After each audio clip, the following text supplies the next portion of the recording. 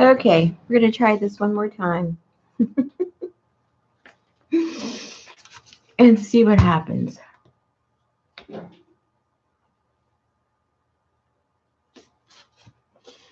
All right, so I worked a little bit more on this one, and I'm liking how it's coming out. So I don't know how it shows up, but I like how it's coming along. All right, so I'm going to go ahead and and do the shadows on this one now and see how that one works out.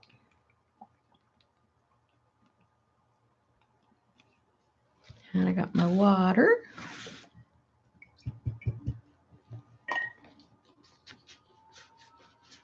Hi, Scotty. Hi, Valerie. Hi, Lisa. We're trying it again.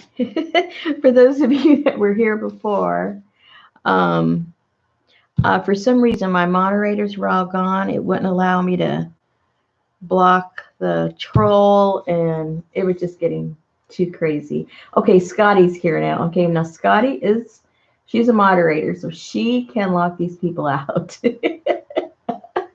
And for some reason, it wasn't allowing me to add anybody else, and it wasn't allowing me to knock that guy out. So, Scotty, stay awake for the trolls.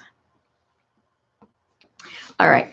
So, those of you that were here with me earlier, I have since deleted that video, by the way, just because. Anyway, I have two covers for journals that I'm working on. Well, actually three. I haven't started the third one. And they are made out of wood. And then I put some plaster over them. And then I, did some stenciling with the plaster. And then came back with some different colors. I started off with the dilutionals. You have a black screen. Is everybody else blank, or can you see me? Well, somebody said that's pretty, so I think they can see me.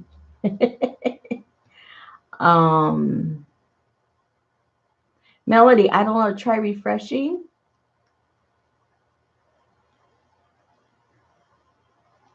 Yeah. Okay, everyone else can see me, so you might want to refresh, Melody. That might be the problem. Okay, so I started off by spraying on dilutions on here, which was a mistake because they're water soluble. And when I went to put the sealant on it, it just moved everywhere. So it was something I learned. So obviously for the technique I'm using, I need it to be acrylic so that it's stable when I come back and put the varnish over it. Because what I did with this one is I put the paint, and then I want to seal it, and then I want to go over it with different colors to create these layers. And if it's water soluble, it just doesn't work. So anyway, if you want to try this technique, you've got to use acrylic. So I learned that. All right. So after I closed out the other video, I kept working on this one and added some more colors. And I'm getting kind of happy with the colors I have. So now I'm going to show you, basically how to, bring in all these shadows so you can see all the dimension. It's just really simple. You just, make sure it's acrylic paint. And you can dilute it outside of, in a little container, but I figure why bother? I'll just dilute it here with a wet brush and then not worry about it too much. One less step because I'm lazy. I used, it's not here right now. I'll go get it in a second, but I used shellac. and I had put it into a little container like this. It's clear shellac. It's the kind that you get at a hardware store. A lot, I mean, compared to what you would pay for the craft type of shellac, it's a whole lot cheaper this way. And I think it's a better quality. All right, so I put the paint, the acrylic paint down here, and then I just got my brush and made sure it was really wet so that it would move this around, because the whole point is I want to get it into all the crevices, and the little juicier it is, it's easier to get in.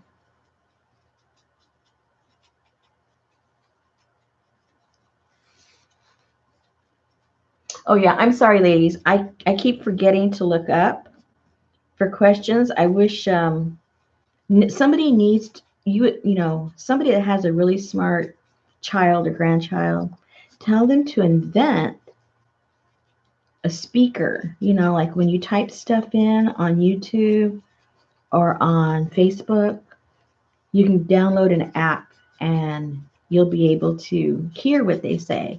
Huh? There you go. They could make a lot of money. We'd be happy. Okay.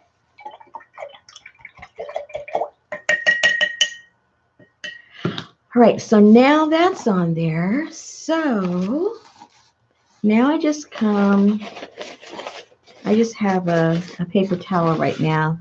I use different things in different stages. I'm not one of those that has a technique and, I do the same thing every time, mainly because I don't remember. And then you rub this across. And then the colors that are underneath that you want to highlight, then just come back and buff that blackness away, and it'll stay in the crevices there and still give you that look where you can see all of the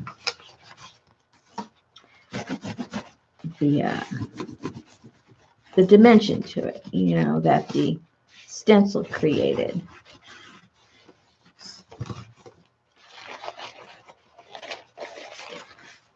And if you want to get a little bit more off, you can dip it in some water.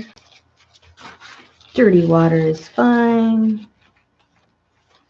And then you can isolate certain areas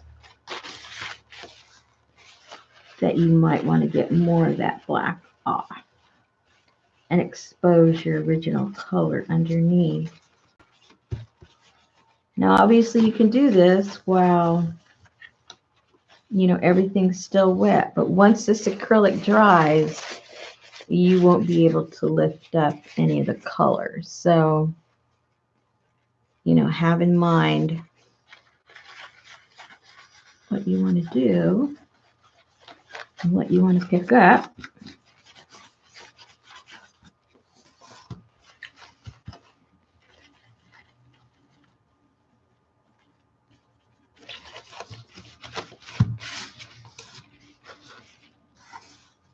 Okay. So then what you would do with this is let this dry a little bit. And it dries really, really quick because everything has pretty much been wiped away. So you let this dry, and then you would come back with the varnish and put another coat over that. And then you just keep building up your colors. If you're happy with the way it looks, well, then it's done. If it's not, you bring in some more colors. Now, in between each layer of colors, you have to seal it, because that's what's going to allow you to wipe the color away that you don't want. If you don't, well, acrylic will bind with the other acrylic, and you're not going to be able to get it off as easily. So be sure in between each layer you do, if you're wanting to add a different color, you need to seal it and then work on the next color. So this is feeling pretty dry already, so I'm going to go ahead with my shellac, and it goes a long way. So And you're really just sealing it for now for the color's sake, because I've already put between each layer, I've probably got maybe 3 or 4 coats already. So as far as protecting your wood, it's already been protected. Now you're just doing it to work with your colors. And that's pretty much it. We'll let that dry. Wrap this up in here. So now on the one that is, I don't know, I think I'm kind of happy with this one. You know, you get to a point where you're playing around with it and you go, when should you stop? And I still want to play with it, but then I think I might ruin it. But there is a little bit more of the black I want to put in here just to distinguish it a little bit more. So I'm going to be real brave, and I'm going to go in there and I'm going to try it. Hi, Mitzi. Sorry if I missed anybody. I get all engrossed and then I don't look up. Okay, so this has it's been sealed between each color, and now there is varnish on the top coat. So now I'll go in. I'm going to put a tiny bit of that black there, and maybe a little bit right up there. Get my brush, make sure it's wet again, so it's going to move in, because my whole objective is to get it into those crevices, right? I don't want it sitting up on top. I want it to get in there.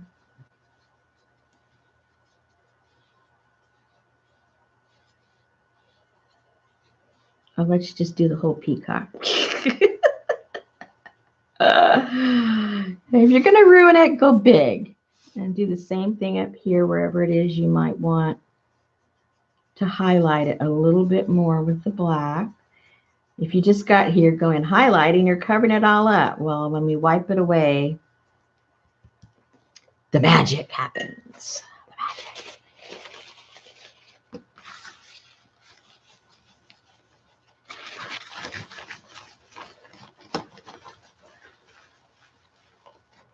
Okay, so you can see better in there already.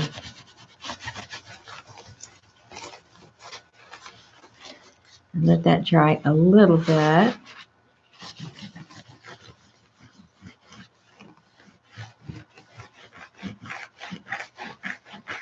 And just kind of wipe all over so that you're blending it in so it doesn't look way so obvious. Then,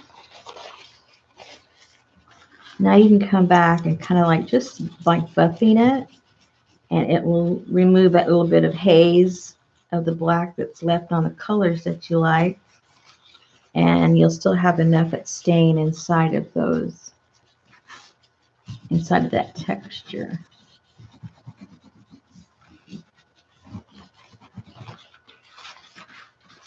Okay, I don't know if you can see it. I'm not sure if you can see it, all of the dimension, because I'm not really seeing it as clearly in the monitor as you can see it here, but there is a big contrast and a big difference. Hi, Christina.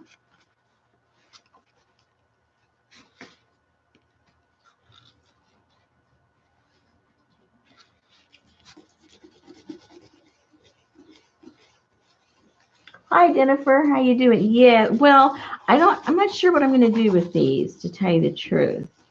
I have a bunch of plaster pages ready to go. And these were the same size that I made the other plaster books. There we go. I'm kind of liking how this is going. And it feels really neat. Okay, so before I get distracted, let me dry this a little bit.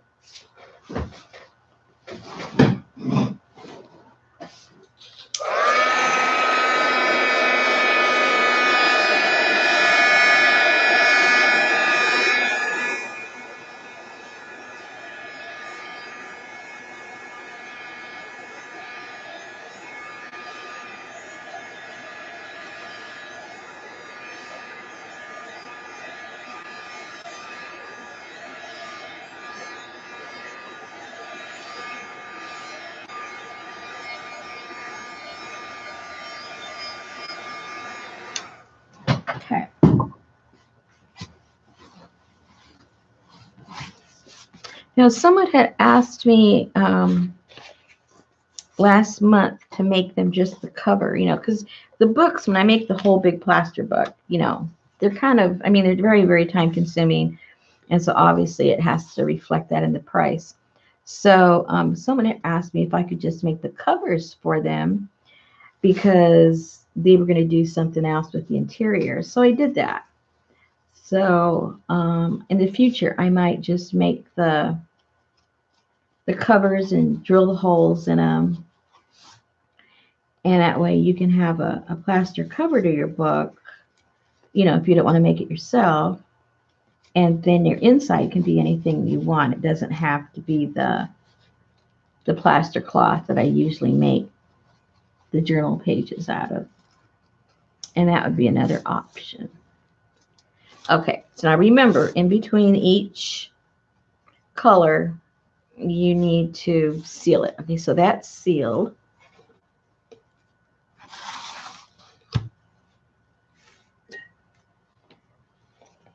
And now I just stick in this in the glove like that just so that it won't dry out by the time I use it again. All right, now this is still a little tacky. Let me try and dry that a little bit.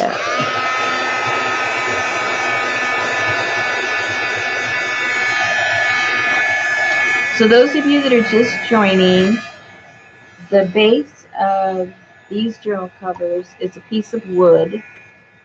On top of the wood, I have put some plaster on it. And then on top of that, I came with a stencil and stenciled designs with the same plaster. And so now what we're doing is we're adding color so we can actually see the dimensions that's been created on there instead of it just looking flat white. Even though I think the flat white looks really pretty myself, but I also love color. So we'll see, we'll add some more color onto this one, onto the elephant. I think the peacock is done. I think the only thing I'll do maybe is put a little bit of maybe some gold in the feathers, maybe. I'm not sure yet. I'll have to think about it.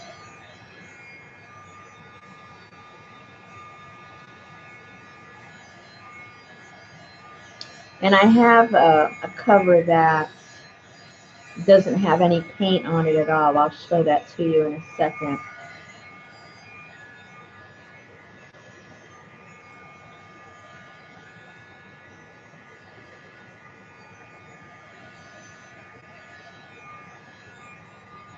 Okay, we'll let that dry a little bit more. And over here, now, oops, got stuff on it.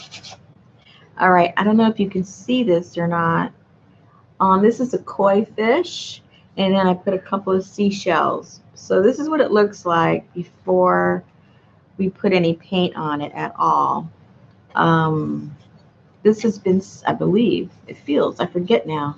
I think I already sealed this. I hope so. If it's not, it just will absorb the paint a little bit more, but that's okay. So let's play around with this one so you can see from the beginning what it is that we do. So as far as the color. And then after this dries, we'll add a new color to that one. Let me put the peacock over here, out of the way. Why the wire? Because I like it. I dangle stuff from it. It's just part of the decoration. And to me, it gives them, more like an assemblage type look to it. All right. So let's get, let's just put different blues.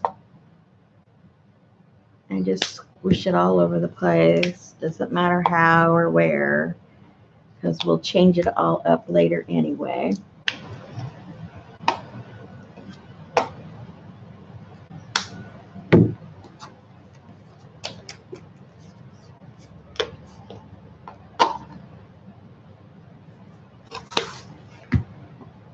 A little bit of green.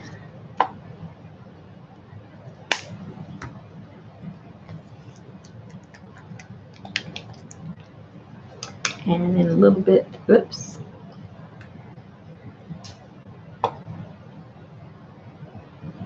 Okay, now this is just going to create our base.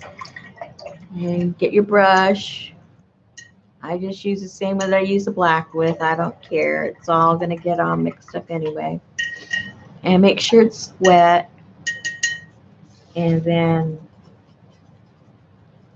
just start putting this all over.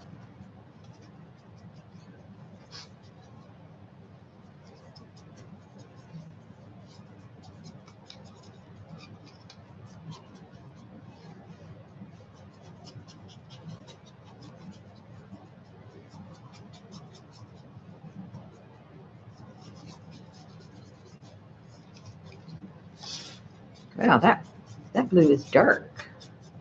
That's okay. I don't think I like it that much, though. Hold on.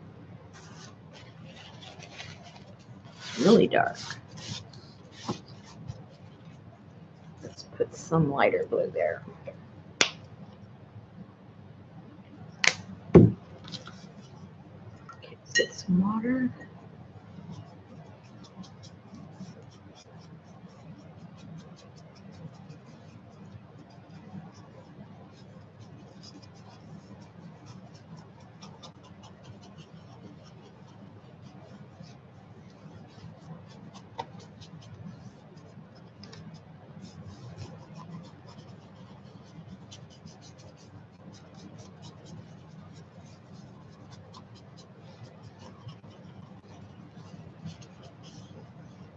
All right, and then we'll let this dry. And then once this is dry, then we have to put a coat of the shellac on it.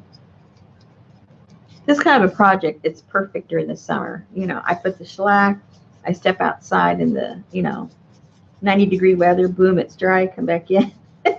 And if you're working on multiple covers, by the time you're finished with one, the other one's dry. So, okay, we'll leave that for now to dry. Let's go back here to this one. And let's see, what color do I want to add to this? I think, I don't really know. I'm just going to play with it and see what I end up doing.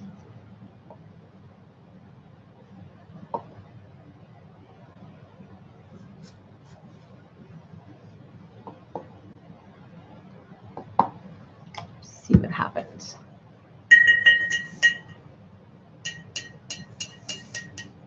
Now this layer,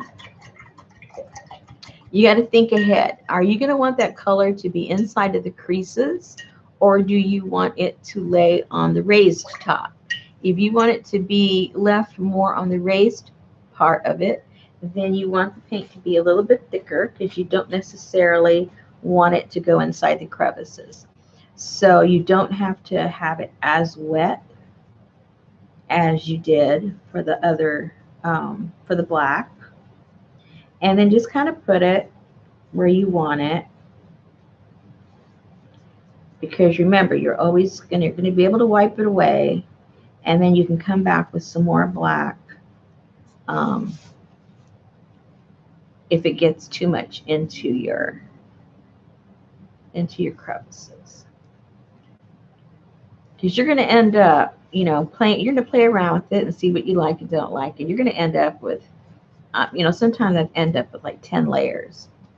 So, you end up covering up something, but you know how you did it. So you go, that's okay, I'll come back and I'll fix that up. because I know how I did that.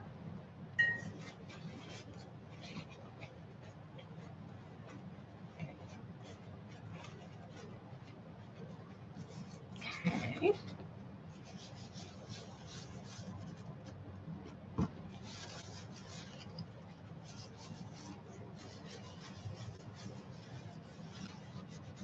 So I'm just going over very lightly right now because I want to leave some color. And that'll allow it to dry pretty quickly. And then again, anything that I want to lift up,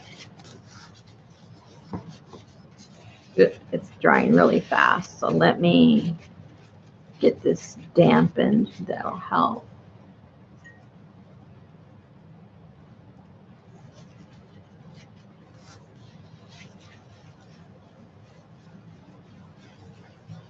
Okay, good.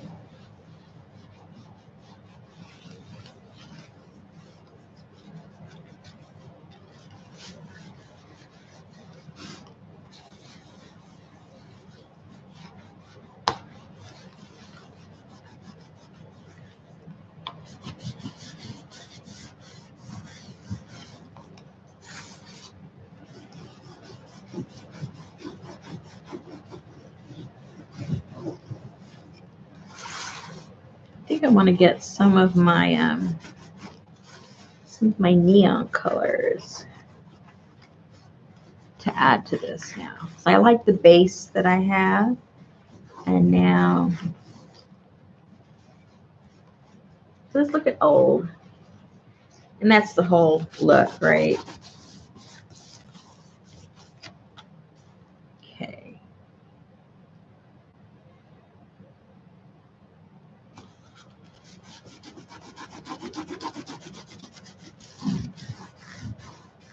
Now, normally I would put a coat of varnish over this right now, but because the color that I'm bringing in, I want it to kind of blend together with this color, I'm not going to put the coat of varnish. But anytime you want them to be distinct, you would go ahead and change that color up. All right, let me see what paints you have here. Let's see if I don't knock this over.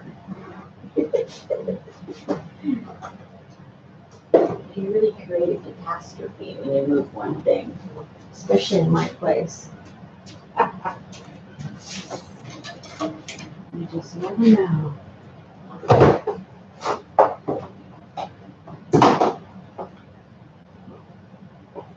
Okay, so I'm bringing in a metallic now, and I'm going to use pink. This is Extreme Sheen Deco Art.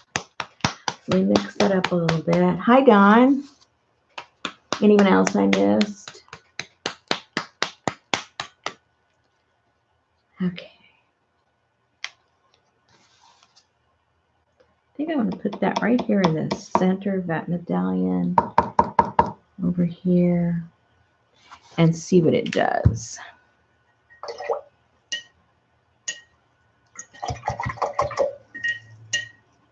I'm getting my damp brush.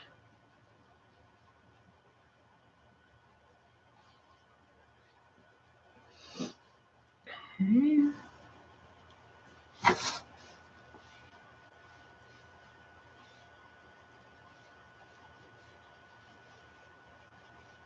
This may or may not work, but we will find out together.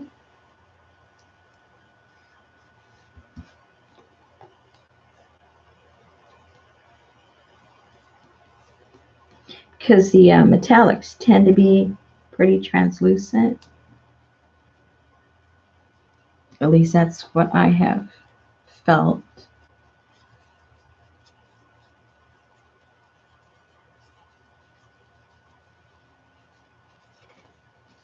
Okay.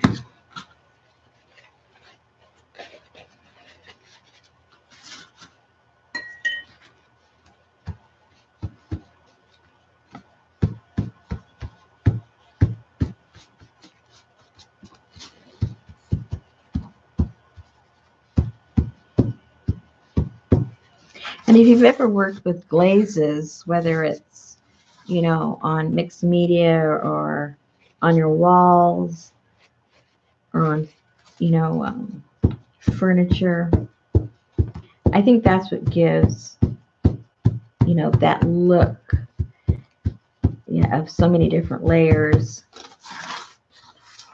is if you work with glazes, and if you don't have glazes, you can get that same illusion when you're working with, neons and metallics. If you water them down a little bit, it really helps on all those dimensions, I think. I'm not sure if you can see all that. You can see some of it. Yeah, there you go. Okay, so let me dry this up. We'll put a coat of varnish over that. The other one with the fish is dry, so we can put a coat of varnish on both of them. For some reason, hold on. Well, for some reason my dryer is not working. It's relatively new.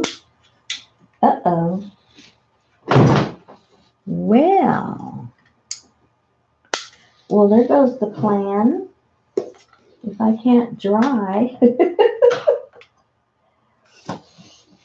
let me remove it from this socket and put it in another one. Nope. It's kaput. It's kaput. It's the only one I have. Okay. Okay, let's go ahead and put the layer on this.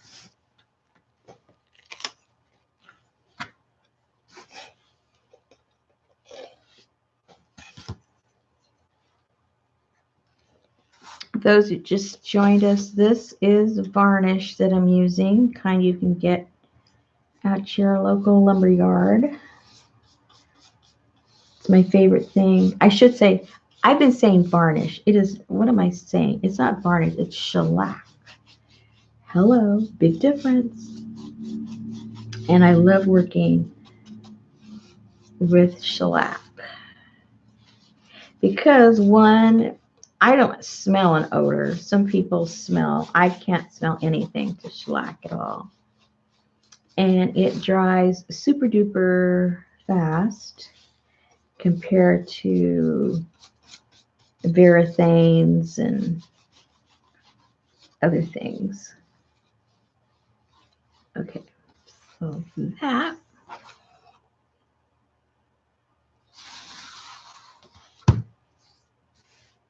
Yeah, regular hair dryer. That's what I used to use all the time.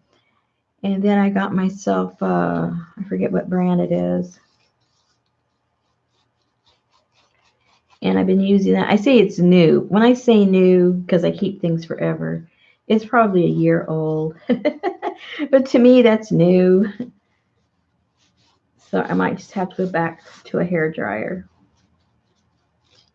which I can't do right now because I'm in the studio. My hair dryer is next door and it's raining. So and it's cold. So the last thing I'm going to do is hop, skipping, and jumping next door to get a hair dryer. So we are going to have to improvise. Okay, that needs to dry. And this needs to dry.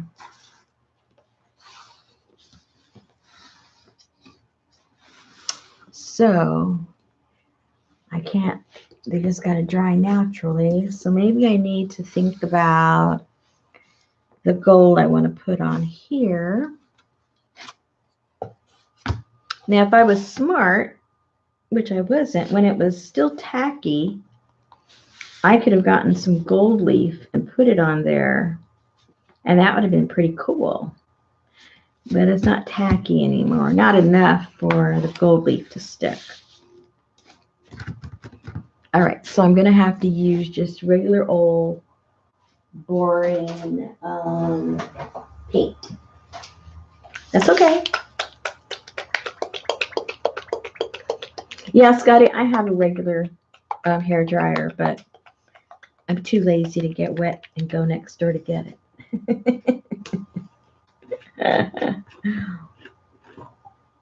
I'm lazy. When it comes to getting cold, I'm lazy. Ooh, I like this. Oh.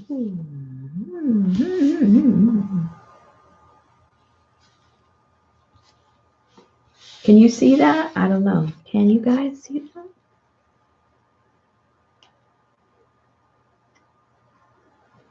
I like it. I don't care what you say. I like it. And because I have the shellac over it, it's real slick. So, while it's wet, you can wipe it up if you've got too much. Yeah. Those of you that are new to my channel here, I love peacocks. Peacocks and elephants.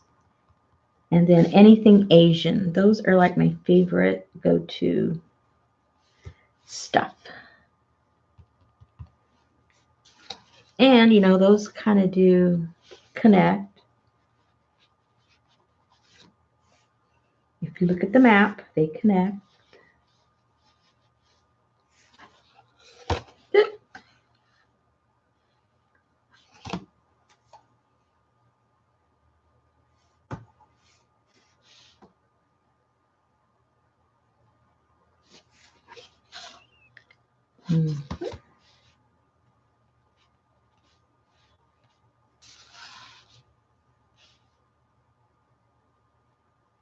Hi, Sherry.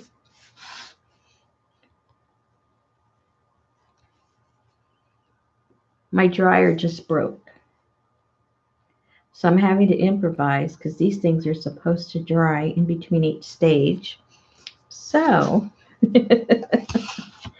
we have to move on and do something else while that's drying.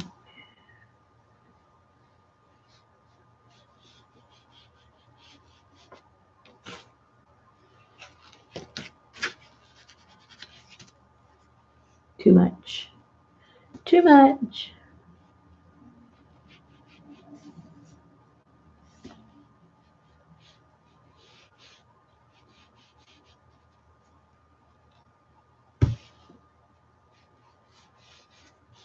Let's see, I don't know if I'm going to turn this into a journal or if I should just sell the cover and let people make their own journal. All right. Oh, yes, I do like that a lot. I hope you guys can see that.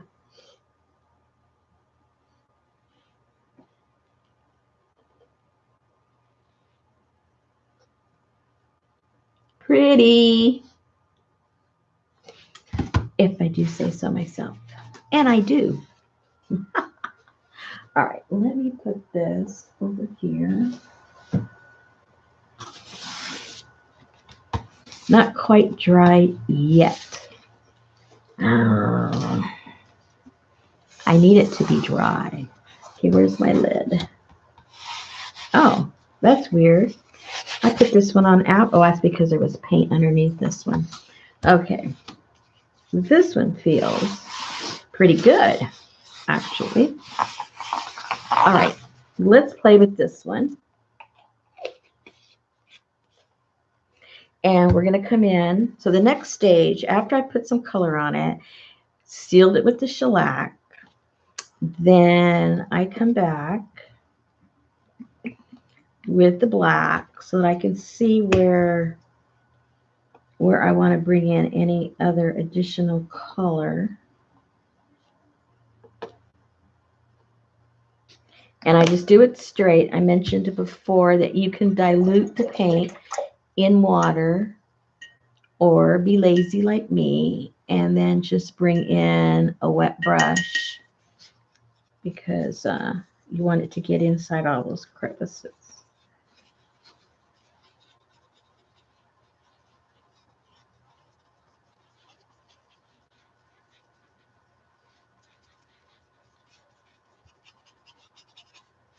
And if you couldn't see it before, you'll see it pretty soon. This is a koi fish and a couple of seashells.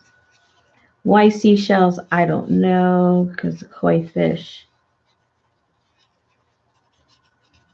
probably wouldn't be hanging out in the middle of the ocean. But oh well. It is what it is. Okay.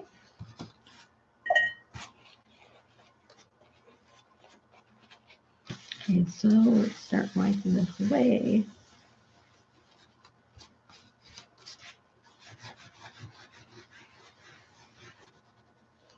You can see where you missed right there. Get some of that paint.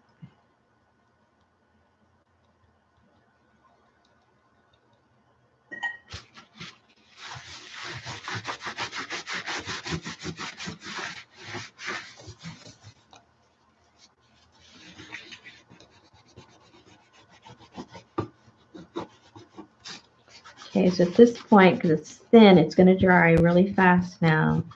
So wherever you want to expose more of the color from underneath, you need to start wiping that. And if it dries too fast, you can always get like a wet wipe, or anything that's wet actually, and wipe even more away if that's what you want to do. Where do I have some? I'll show you.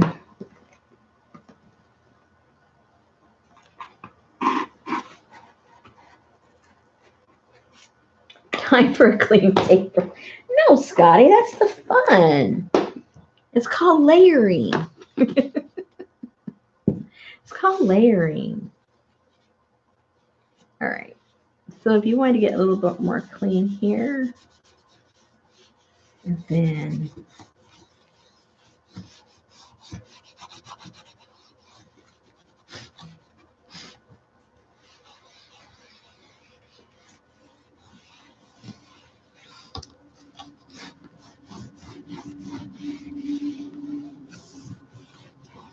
and I do this gently because if there's more paint I want off, I'll just rub some more.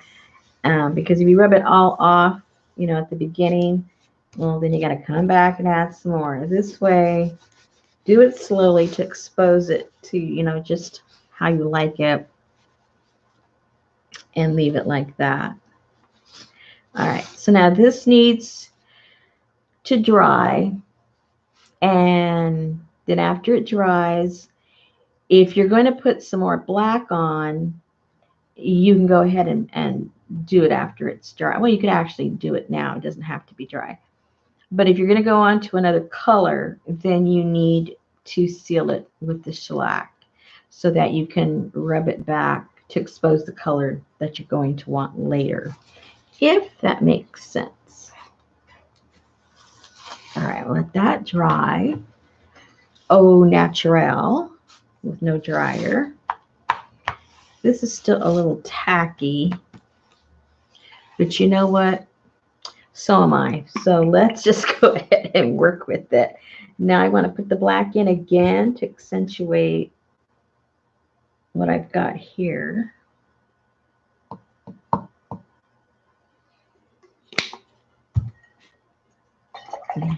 Get the wet brush.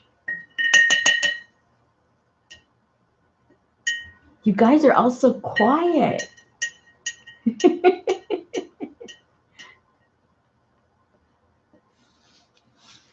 Usually everybody's chit chat, chat, chat. Nobody's saying anything. Did you all fall asleep?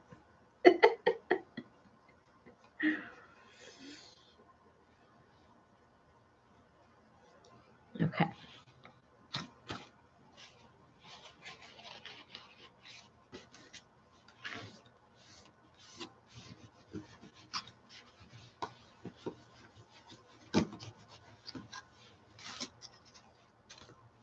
Okay. Expose a little bit of that pink.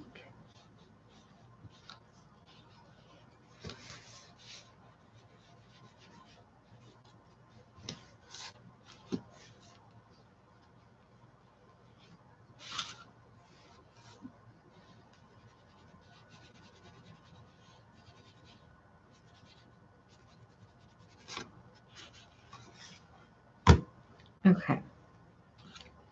A little bit there.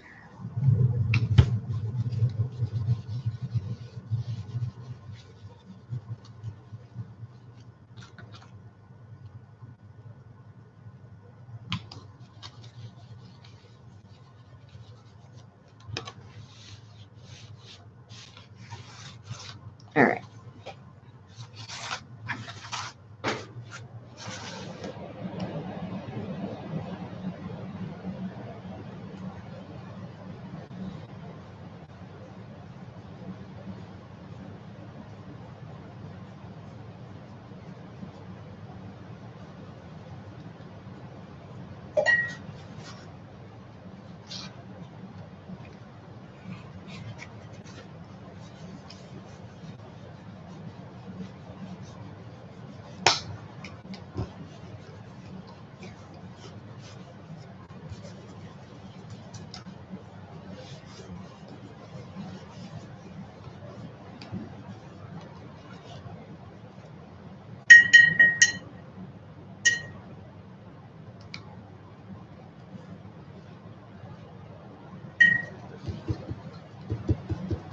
Too much white there.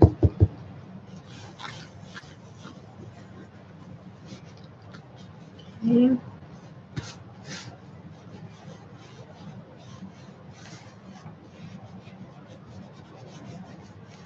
Now, if you have texture paste, you can use texture paste. If you have any kind of like a drywall, what do you call that? Compound? No, I'm saying the wrong name for it. You know what I mean. Yeah, drywall compound, that's what it's called. You can use that. You can use, what else? Well, anything you have really that will provide you a texture. You just have to remember to seal it.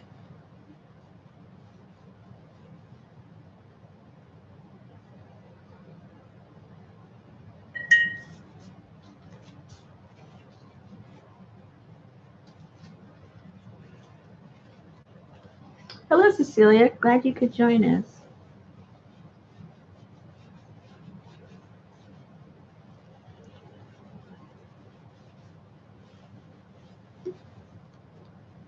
Okay, I think I kind of like that.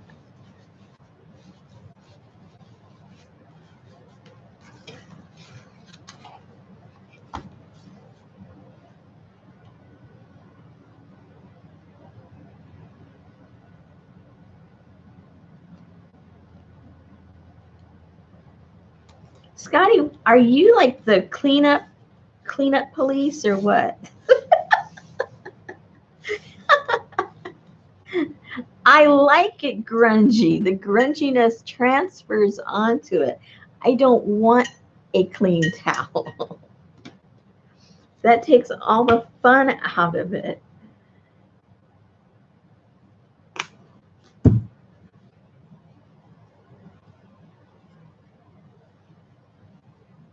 I never knew Scotty was the clean towel police.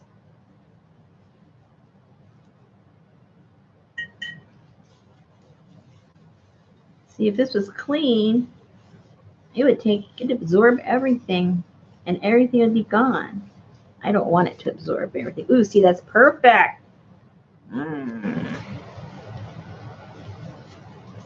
Yay!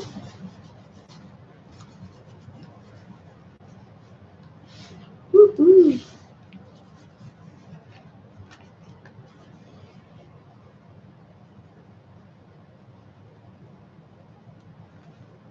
All right.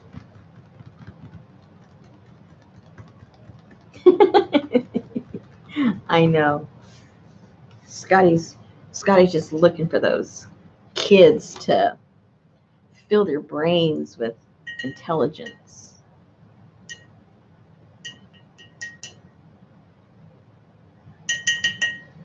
My brain rejected intelligence when I was young, so I think it's still there.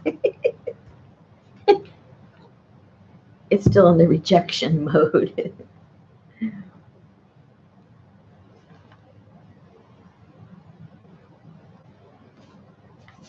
Mhm.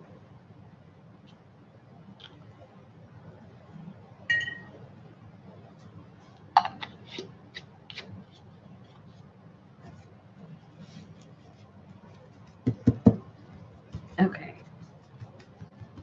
All right, so we'll let this dry now. That's got to dry. We'll move back to the other one. And you know, actually, this is already dry enough for me to put a coat on top of that. Amazing how fast that stuff dries. That's why you got to work kind of quickly.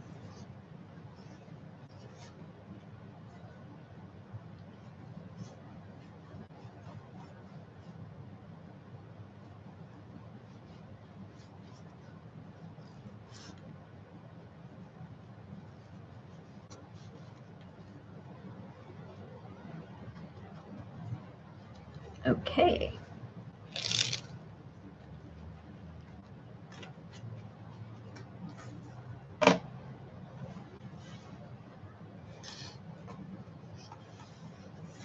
All right, so now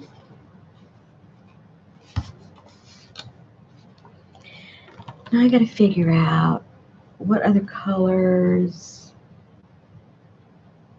what I want to add. Let's see. This might be kind of weird, but let's try it anyway. I'm for weird. Anyone who knows me knows I'm for weird. Okay, let's put some of that in there. And then, woohoo, well, maybe can't go that crazy. Let's see.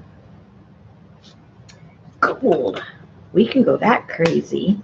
Put that right there. Okay. And let's see what happens. And yes, Scotty, I could get clean water, but I'm using the black dirty one. It adds character. Orange. Oh dear. Okay, I'll do that on the second coat. Well, let's put orange over here on the actual koi, because the kois are, you know, it's beautiful reddish orange color, like a vermilion or something. Let's go for it. Okay.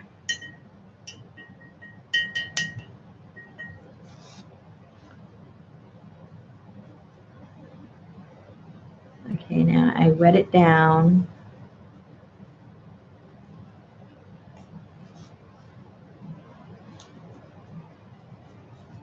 Ooh, go.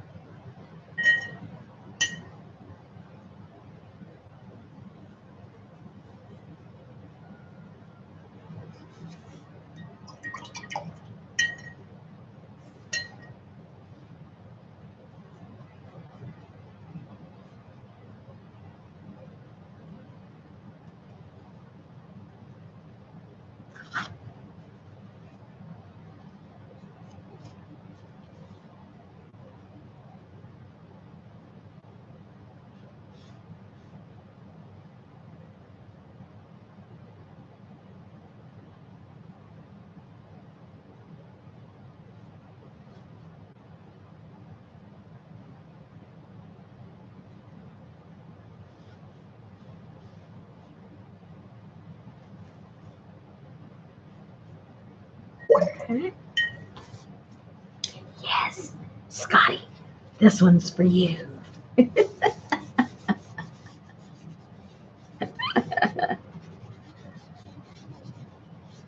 Now, generally, when I wipe off that whatever color I put, I blend it back into the whole picture, just so that, you know, you don't have too many places where it's real obvious. You want it to kind of, at least I do, I like it to blend. Okay.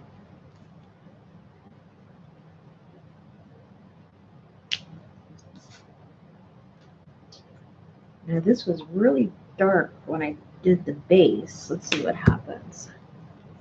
For some reason, when I tried to blend it, it was super, super dark.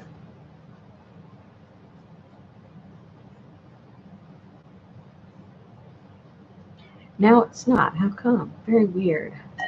It is the same color, isn't it? Yeah, same color.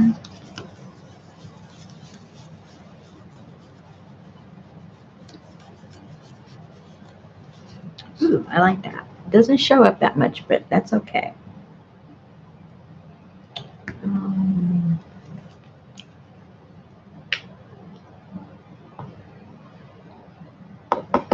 oh.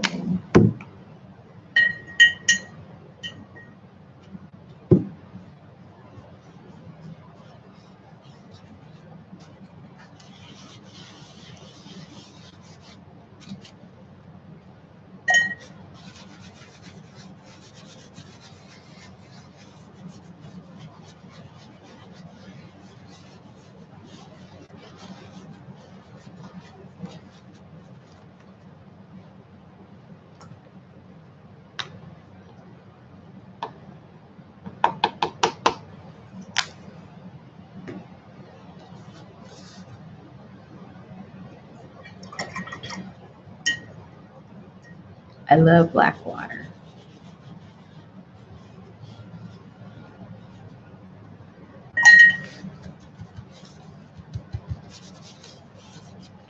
Okay, so we're gonna let this one dry. I want to get more of this on the surface.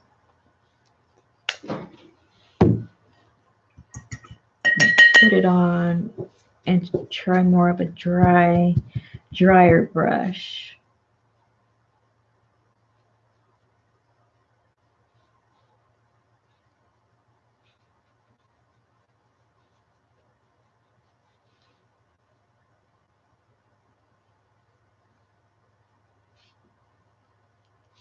Because when I go back over it with the black again, it'll look really cool.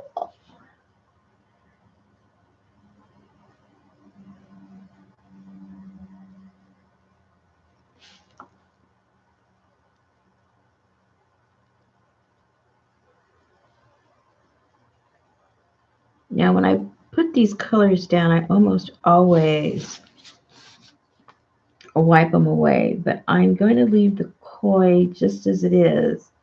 And then afterwards, when I bring in the black, you'll see the method behind the madness. Let's bring a little bit of that orange over here.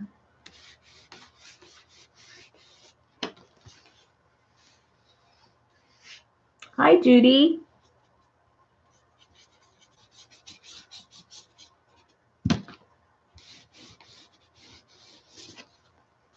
Okay.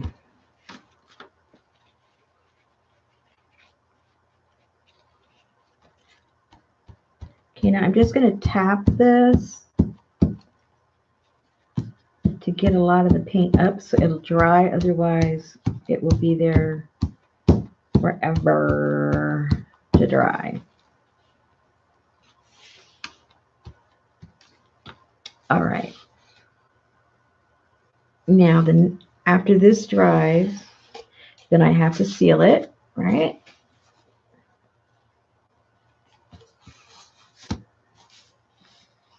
And that's almost dry. I think the only thing else I want to do on here is bring in a little bit of the gold too. And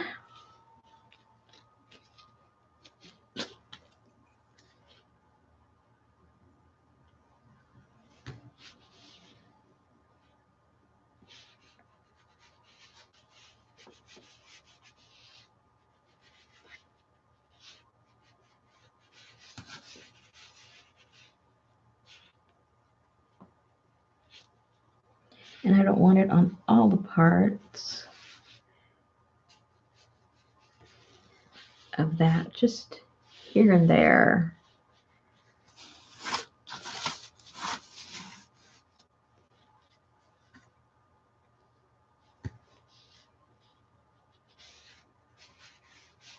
And yes, I like to play with my fingers a lot.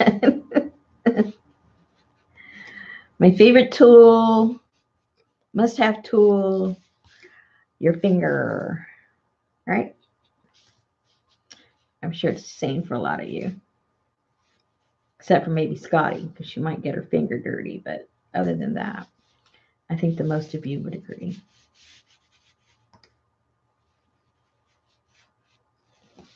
Okay.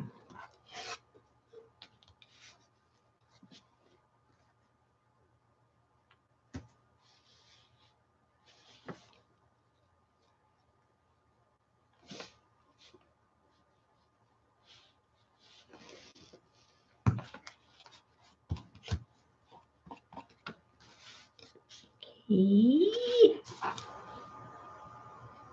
don't know if you can see all that. Pretty cool from here. That's all I can say. Whoop-de-doo. All right. Maybe a little bit on the edges.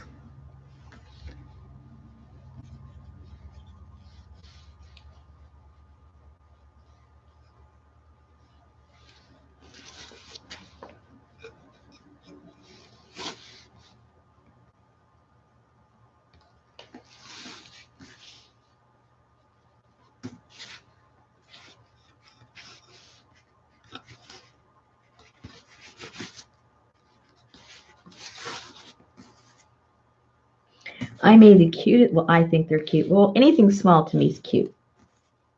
I'll show them to you in a second. These little journals. At one of the auctions that Patty had, I got these two little books from her. Little red books. And they're kind of small. Compared to the size of journals I normally make, it's small.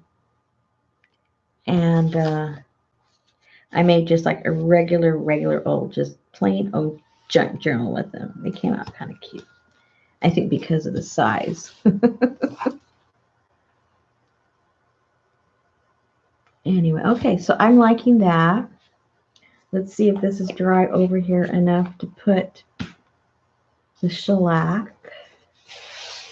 And it feels like it is. This is working out just fine. It's going back and forth, back and forth, back and forth. I like that. All right, so let's put the shellac on this one.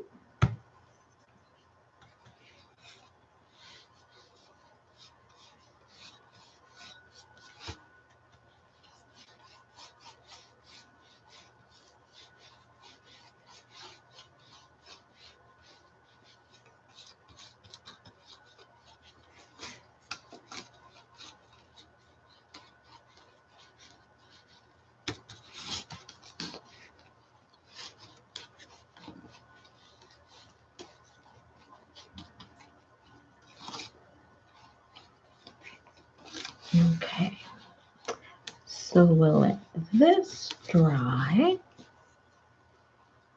And, oh, sorry, I haven't been looking.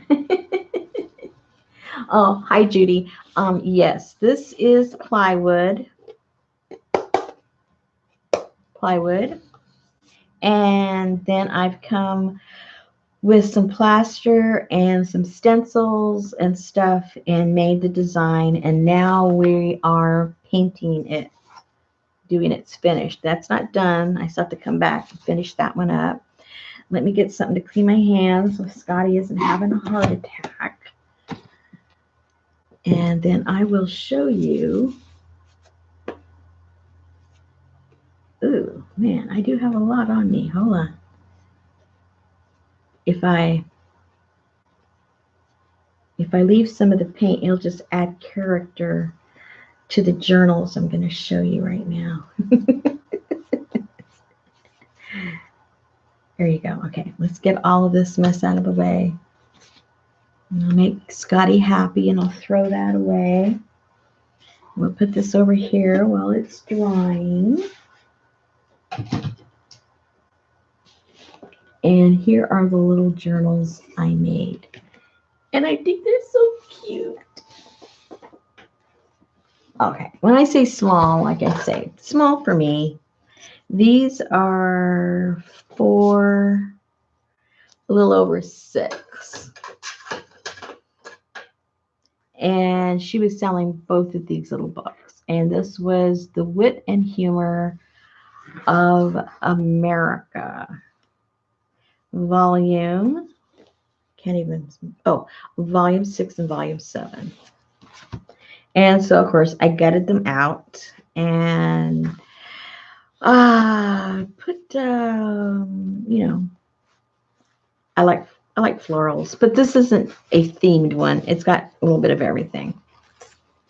But put the floral in the front, and then, whoops, that glued on there. Well, we have to fix that one up. And made a pocket here in the front and just put some little goodies in here.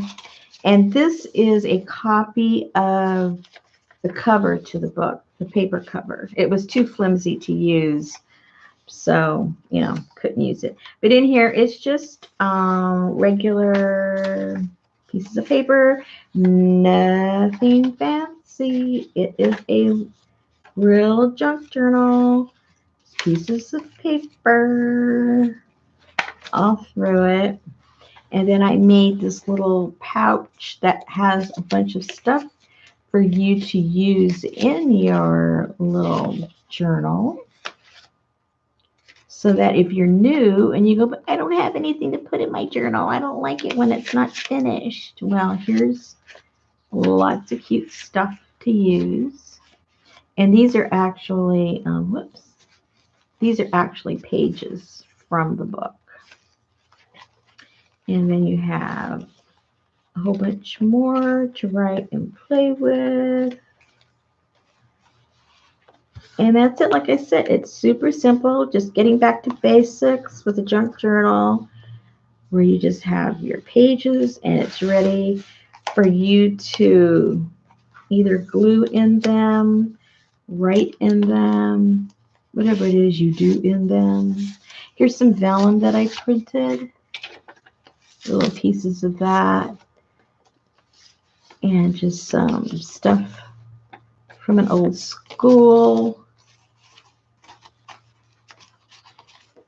Oops. And same papers, basically.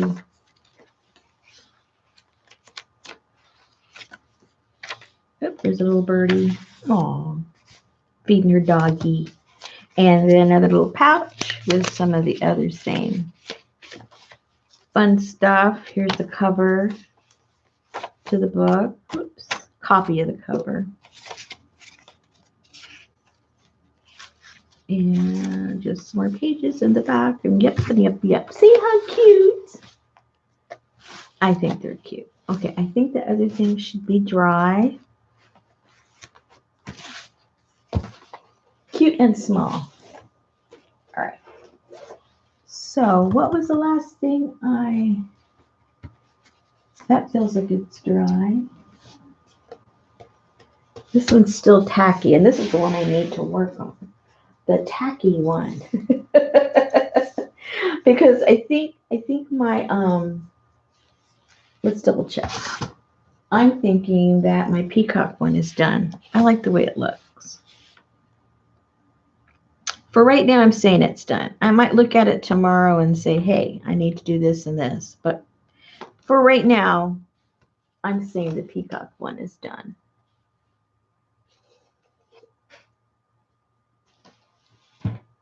All right.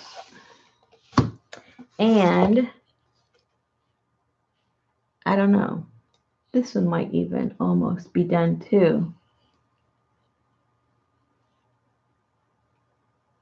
That might be done. I have to think about that one. So this is the one that needs to dry. Here, let me fan it over here so my Autofocus doesn't go crazy. All right, ladies, say something. Ask me a question. See, I half the time I don't know what to talk about. This is Ask Rosemary a Question time. Ask me a question about anything, and I'll fake the answer if I don't have it.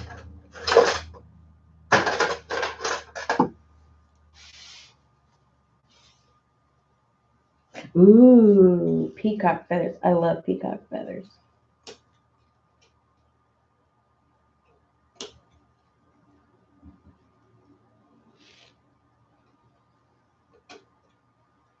They're hard to come by, actually. Well, at least in my area.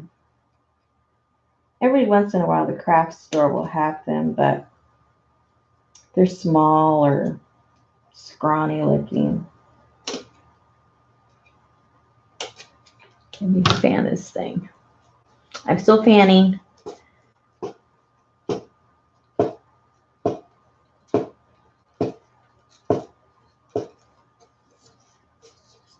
And then we'll put the black on it.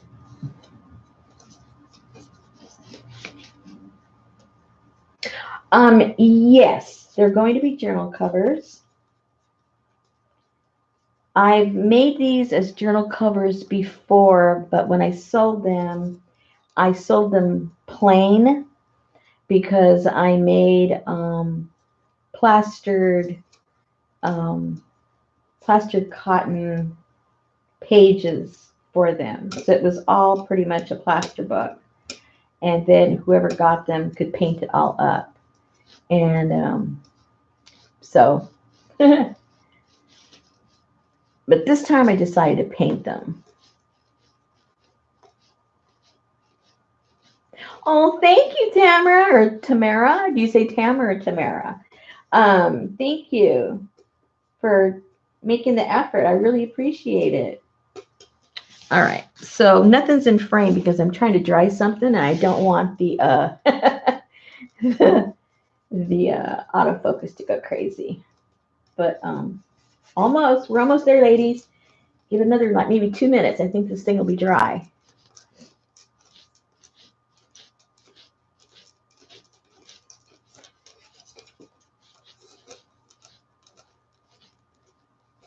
One thing about peacocks, if people have never been around them, is that screech of theirs. It's like the first time I heard, I've told this story before, and when I was a little kid, we lived out in the country. I say country. It's really not country, but yeah, more country than city. Let's just put it that way. And we lived in a cul-de-sac, and it tells you right there, country cul-de-sac. Doesn't sound like they go together, but we lived in a cul-de-sac, and at the end of that cul-de-sac, it was some acreage, and those people there had peacocks among other things that they had. And I remember the first time when we moved into the house, first time we ever heard them, I literally thought somebody was being killed. That screech that they do. And I told my mom, because I think I was probably like around, maybe around 11 or so, 10, 11. And I go, Mom, some lady's being strangled. Because that's what it sounded like to me.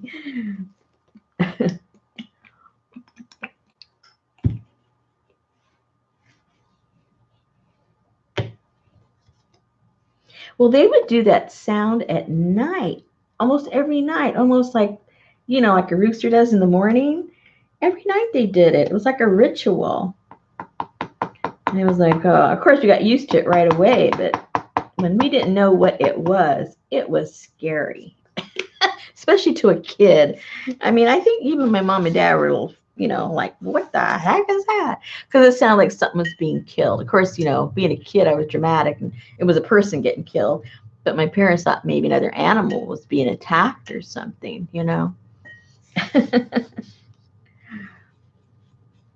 Okay, so for those of you that just joined us, we on top of the cover, we seal the plaster cover first, then we add some color, then we seal that. Each time we put a layer, we seal it with some shellac, and we're building up the colors. And to highlight, um, you know, all the texture, then we come in. I'm doing black. You can do any color. You can do anything that's kind of dark. It can be blues.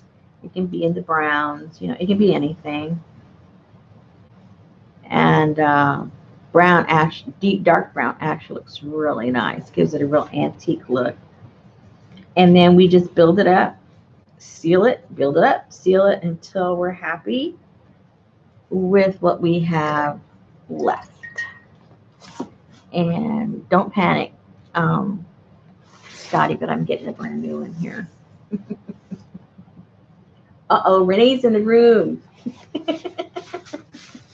Renee's in the room.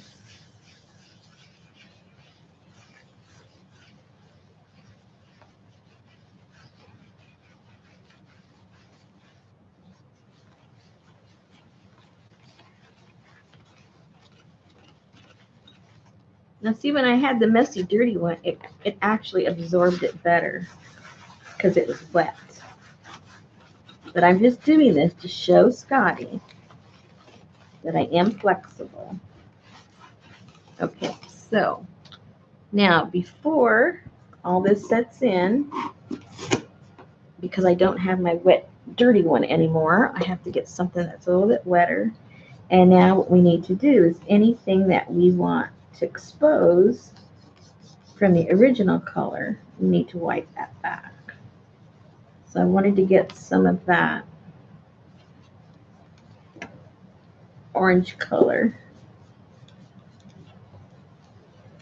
for the koi fish.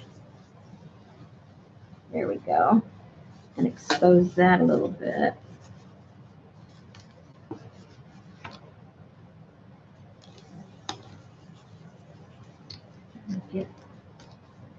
Let some more of that greenish, teal, bluish color come through.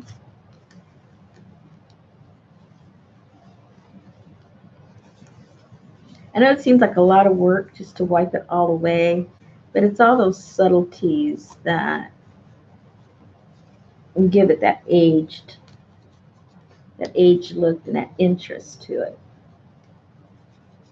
And if you want it darker, you just come back and just keep doing it. But remember, I can't overemphasize that if you're going to be dealing with a different color, to make sure you seal it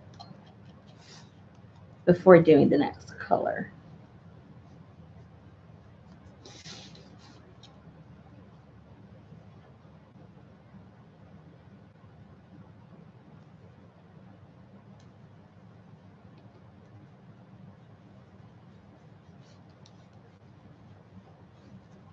Now I want to bring in a little bit more black in here, so I'm not going to have to seal it right now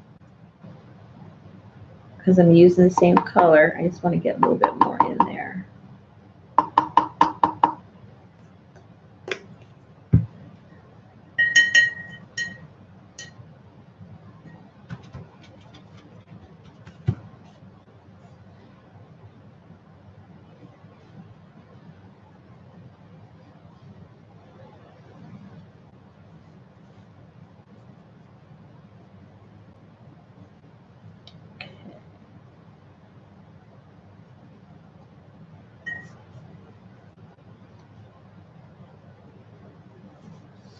White pearl where?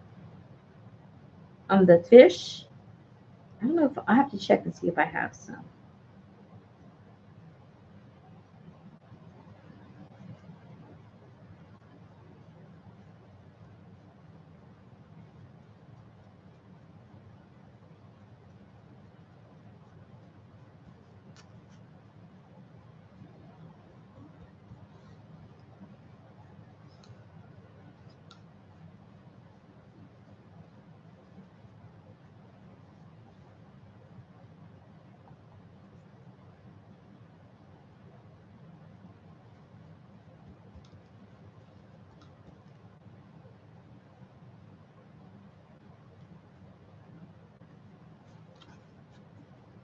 Yes, I'm using acrylics. And in between each different color, I am sealing it with shellac, only because that's my preference and it dries pretty quick. But you could seal it with whatever it is that you have. It's not, I don't think it's as important what you seal it with as it is that you actually seal it.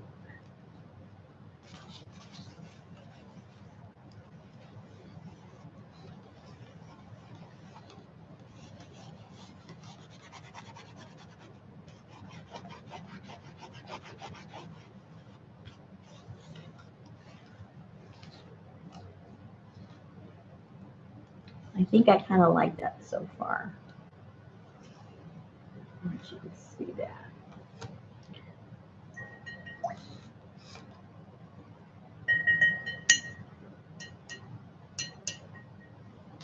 Okay, I need to get a little bit more here.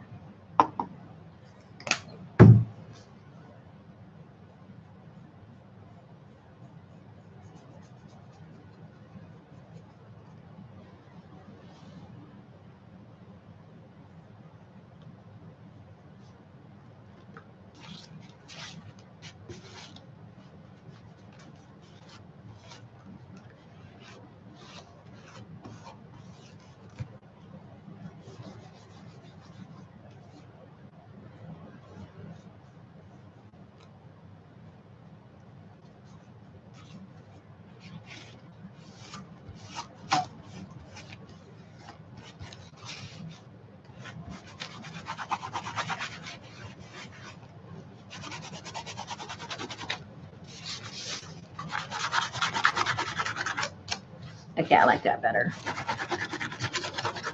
You can see the shell a little bit more.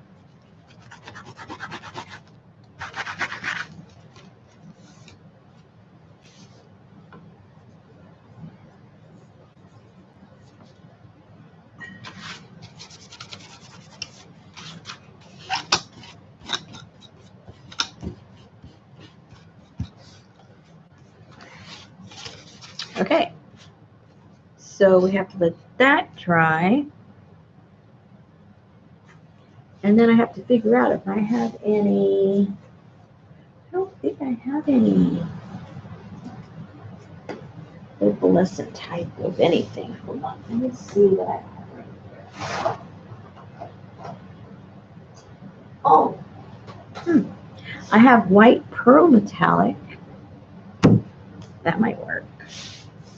And no, it's it. The one I have is silver. I don't think that'll do too well.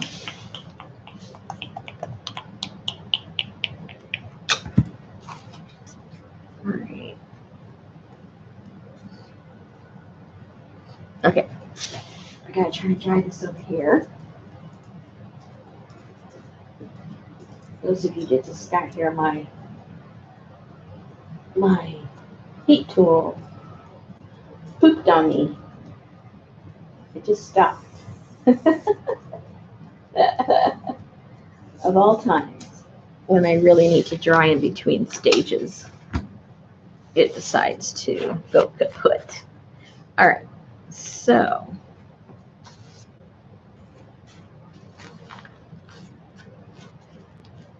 that's still a little wet, but I have to take a chance, see what happens.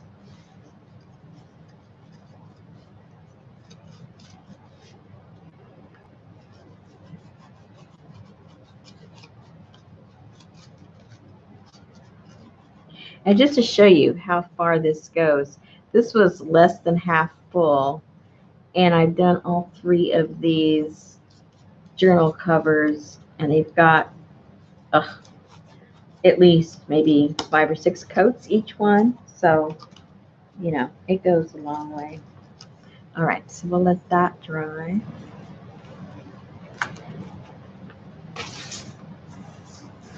And then we can see what, if anything, we want to do on the elephant. see.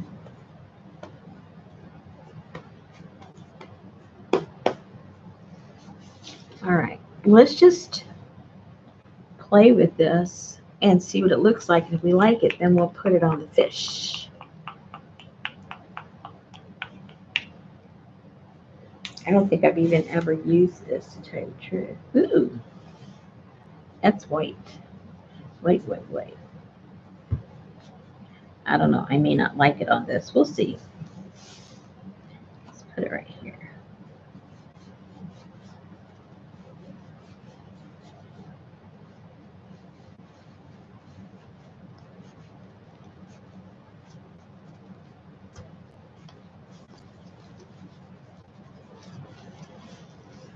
Yeah, it looks pretty cool down in the cracks. I wouldn't want it to be anything dominant, but fall into the cracks. That's pretty cool. I like it. I don't know if you guys can see it or not.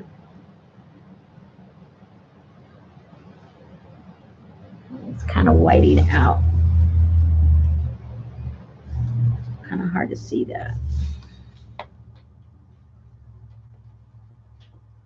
It looks better live than it does on the monitor.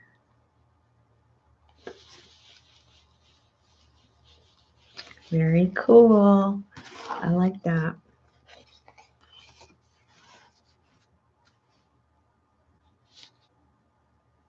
Hey, Scotty, I like to try everything at least once. It's only paint. You can always cover it up. You'll never know if you like something unless you try it.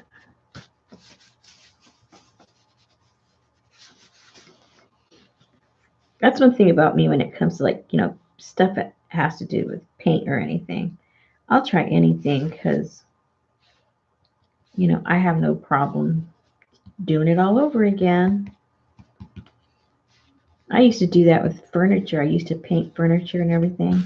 My husband, like, almost have a heart attack. I said, honey, it's only paint. It's not gonna, you know, hurt anybody.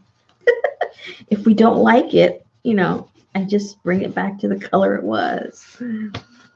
It took him a while to get used to that concept, but hey, I kind of like how that looks. I know it looks kind of too white on the monitor, but up close and personal, it looks pretty cool.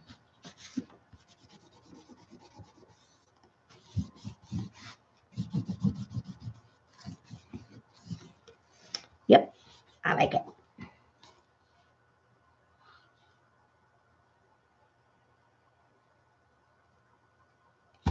Yep, yep, yep, yep.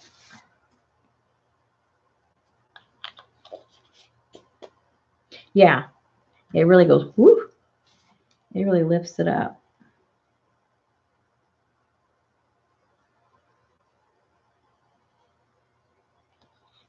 So the last thing I think I would do is seal this area just right there, because that's the only thing I did anything to.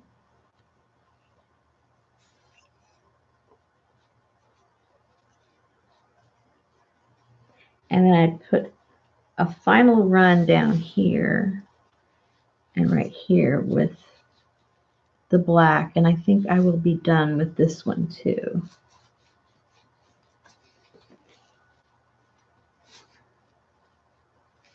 And I think those will be done. Yay! All right, so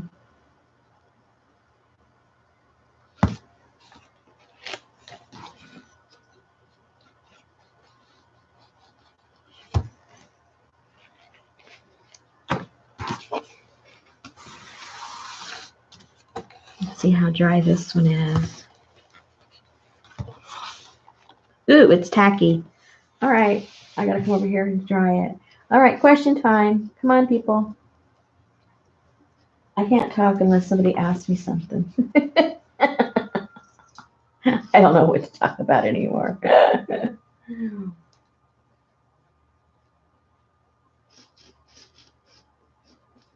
Oh, yeah, it does, doesn't it? Embossed metal. It does.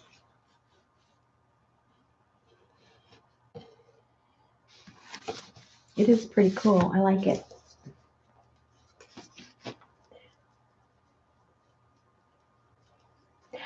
Did I explain the wiring? The only thing I explained was Scotty asked why they're there. And I just put it because I like things that look, very, kind of thrown together and old and, like I said before, like assemblage art I really, really like. And so what I'm going to do is once I do, after it's done, I did this on my other journals, my plaster journals that I made last year. And then I hung things like you can hang beads or fabric or whatever it is that you like. It's a nice little place for you to hang things from. And I like that. And all I did was I drilled holes. And, it's funny. I'll do something and then I forget how I did it. I kind of have to experiment again to do it. But I made a loop here and I just twisted the wire. Then I went in, over and out, and then twisted, and then went over, did the same thing, twisted, went over, twisted it over itself, and so on and so forth. And that's pretty much, if you know how to do a blanket stitch, it's kind of sort of like a blanket stitch, but with wire. Oh.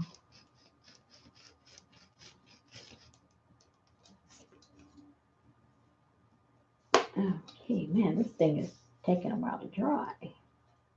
Maybe I put too much goop on it. I'm working on a binding right now. I've been practicing and I haven't really liked the way it comes out, but I'm putting together, it's going to be really simple once I figure it out. But using, the wire for a certain type of binding that I want to do. And using the exact same principle, but the thing I'm trying to figure out is how to connect everything together. I think I've got it, but I'm still working on it. Okay, and I'm working on a, for those of you that don't know, I have a studio here that I work out of, and people that live in my area, they come by. We have free days that people can come over and just play in the studio, bring your own stuff and play. And then I also have workshops that I put together.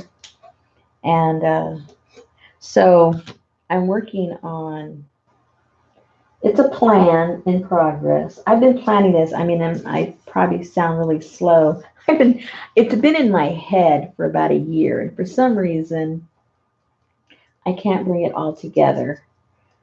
I don't know why. I just have like a mental block. But I've been thinking about this for over a year. And all it has to do with a journal that's based on doors. DOORS, doors. And I've already collected so much stuff. And I'm gonna first do a workshop here in studio and see if my idea translates with teaching. And if it does, then I'll do a workshop online. But if there's like way too many issues as far as making it simple and have people understand what I'm talking about, it may just end there. You never know. Oh yeah, let me try my jar. That's a good idea. Nope. It's dead. It's dead. Kaputty. All right. Still a little tacky, but I think I can move on.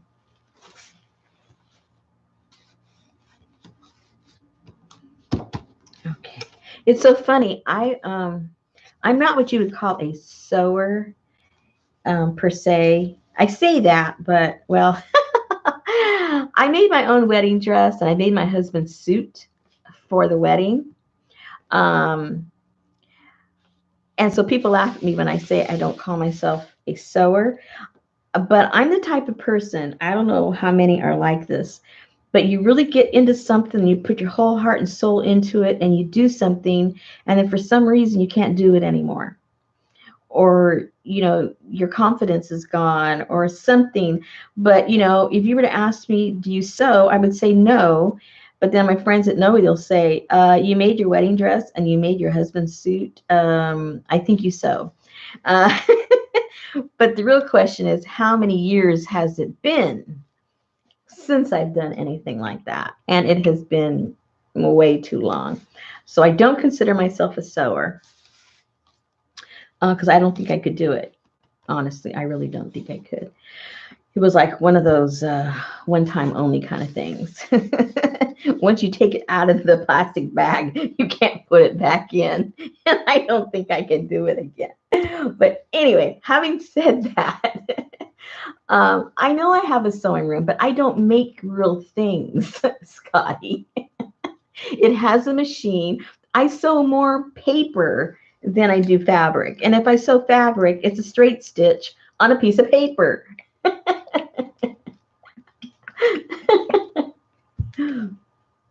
Yeah, that's exactly what I'm saying. I'll put 100% and then it's just like, okay, I've done that. Next, so like before I got married, before I forget, we have sealed this again. It is almost dry. It's a little tacky, but that's okay. I'll work with tacky. And now I want to put some more black in some of these areas.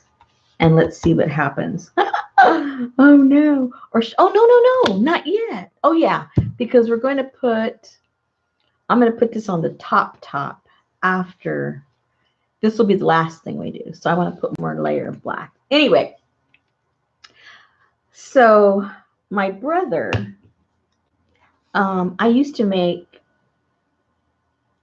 I don't know why. I can't even tell you why I did it. But one day I asked my brother, could I make a suit for you? I remember I found this fabric that was beautiful, but to me it was a man's fabric and needed to be a suit. And, I never dressed like what you would call, corporate. I didn't like suits. I never wore suits. I was more, Miss Hippy Dippy than anything else. But I appreciated, other looks. Okay, so my brother, every once in a while, not often, but every once in a while, he'd like to dress up. And so I said, could I use you as a good guinea pig and make this suit? And he goes, sure. Oh, I had so much fun making that suit. And I'm telling you, he has it still today. And, he's the same size. And it was kind of a classic fabric. And I didn't make anything that was faddish, as far as a suit. It was a real traditional suit. So you could wear it still and not look like, I made it in the 90s or something. So, okay, so then fast forward after that, I'm getting married and I don't want traditional stuff. I didn't want tuxedos. I didn't want this. I didn't want that. Unfortunately, my husband didn't want that either. And so then my big mouth brother says, well, why don't you just make him his suit? And he looked at me, my husband, to be husband, looked at me. He didn't even know I, sewed like that. And I thought, oh, great. And so then my husband goes, yes, that would be fantastic. And I'm going, oh, no. So that's how I got into having to make my husband his suit. And then someone else said, well, why don't you make your dress? Because mine wasn't a normal dress either. And so that's how that happened. To this day, I don't even know how I did it. Because from the day we got engaged, from the day that we set the date for the wedding, which I had not done anything toward the wedding until we set the date, because you never know. And I didn't want to waste my time on anything. It was 8 weeks. I had 8 weeks to put a wedding together. Don't ask me how I did it. I guess when you're young and in love, you do stupid things. You're capable of a lot of stuff. But anyway, so how did I start this conversation? I have no idea. Oh, sewing room, sewing. I guess I started the conversation. I forget where I was headed. I guess it doesn't matter now. Anyway, so we got the wedding together, and I had 4 bridesmaids. So everyone was saying, everybody hates, bridesmaids always say, oh, I just hate the dress they put me in, and yuck, yuck, yuck, and all that kind of stuff. So what we did is we went to a consignment shop, and we looked for a top. I wanted to find a top that was sort of like a see-through that you would have to wear a camisole with. And so each girl got to pick whichever blouse that they liked, and it had kind of a sort of like somewhere between the Victorian look and the 20s 30s look, those blouses that women wore. Anyway, so they got to pick out their own blouse, and they already had camisoles that they could wear underneath them. And then we went looking out for fabric, and I just made a simple skirt. It was a long skirt, but they picked the fabric. I just kind of kept it in a certain kind of sort of cohesive theme. They got to pick the fabric, and then we just made a sash that was all the same. The only thing that was same in their outfit was the same little, like a belt that we covered up, for the waistline for the skirt. And that was the only similarities for there. So, and then the guys just wore a white shirt. No, it was a cream shirt, actually. It's a cream shirt. And that was it. And so I don't say I sew. I think that's where this all started. I don't think I could do it today. I wouldn't even try to make a men's suit. I think I would break out in sweats and hives and everything else because it would make me so nervous. I really don't think I could do it. Honestly, don't think I would even want to attempt it. How many? I had 4 bridesmaids. So I only really had to make 4 skirts. And the skirts, they were very simple. I'm telling you, it was simple. I sewed up the sides. I made a waistband with some elastic. And that was it. And that's why we had like a little band, thing to tie around because it covered up, how, infantile the whole getup was. But everybody just loved it, because it was different. And it wasn't like they'd seen it before. And the girls, they liked their tops. They wore their tops. They liked it. The skirts, who cares, throw it away, chop it up, whatever it is you want to do. It didn't cost hardly anything. All right. I want to put a little bit more. I want to make this a little bit darker. It's a little too bright for my taste. Okay. And then I don't know how many of you are familiar with California. I was married in Southern California, and I was married over on Coronado Island over in the Hotel Del. And it's an old Victorian hotel that's over, I think maybe now it's over 130 years, around 130 years old, I guess, now. And it's iconic, the building. And it's really beautiful. And they filmed, I think, if you like old movies, they filmed one old movie in that hotel. It was what was the name of the movie? It was with Marilyn Monroe and Tony Curtis. Do you know how old it was? It's from I don't know if it was from the 50s or 60s, something like that. And there's a scene when they, I don't even know where they're supposed to be, to tell you the truth. You know, because sometimes they say they're in a certain place and they just use places. So I'm not sure if they're supposed to be at that hotel or where they're supposed to be. But a lot of the hotel is prominent, you know, in that movie. Some Like It Hot. That's the movie. Some Like It Hot. And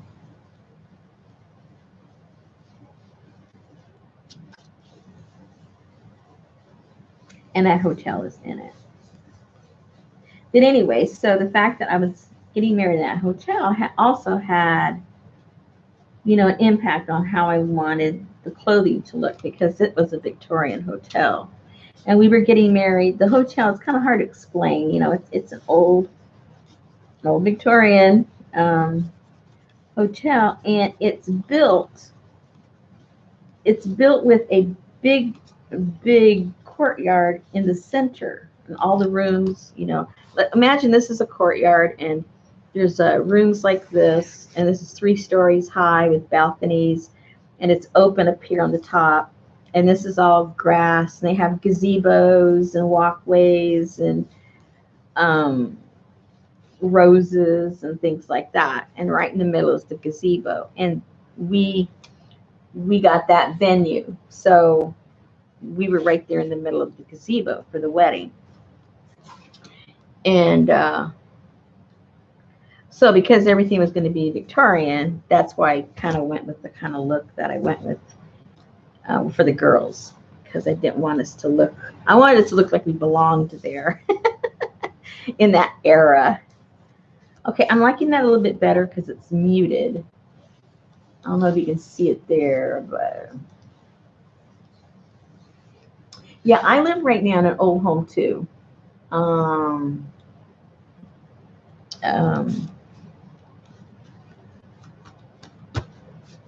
My house was built in I think it said 1906, I believe. All right, I like that. So now this is the scary part.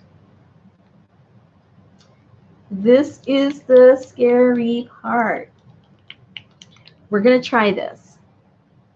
And if it doesn't work, no big deal. Just come back with the black and we'll cover it up. I might put the black anyway to mute it. But let's put some silver. And what year was this? I was married in 1985. Don't what? Scotty, what? No, let's try it. I'm all for trying stuff. Don't worry about it.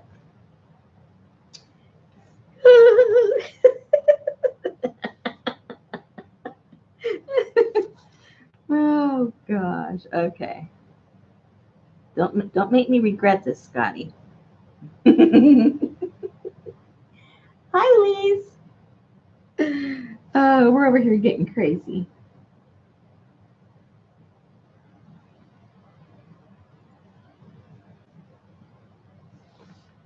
Oh, I kind of like it. I don't know what it looks like for you guys, but I kind of like it.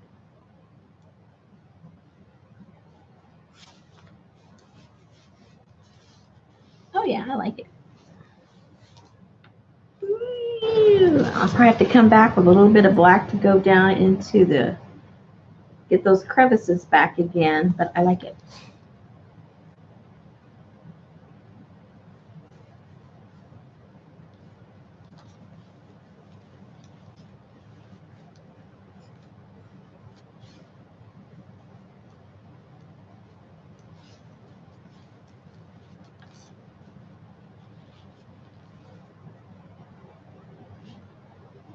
Paint fumes? What paint fumes? It's acrylic. All right, let's see what happens.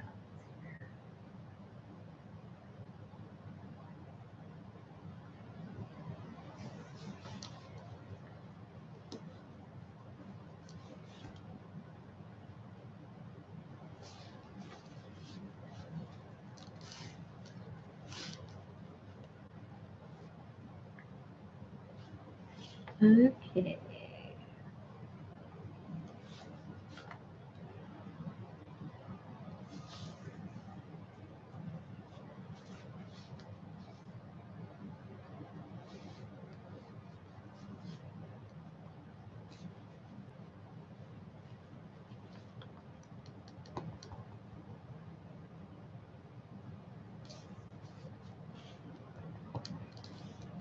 Oh, I know why I brought up the whole history of sewing. Oh, how crazy. Okay, the reason I brought it up was because I do like to, I don't know how to embroidery, I don't know how to do any of those. I don't know one stitch from another. About the only stitch I do know is the blanket stitch. Because one time I was crazy enough to make a quilt. I don't make quilts either.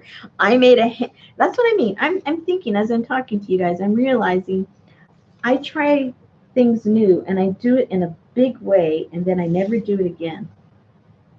Like I made a handmade king size crazy quilt. Okay, you have to be crazy to do that, especially if it's the first quilt you've ever made. All right, anybody who's made quilts know that's nuts. All right. All right.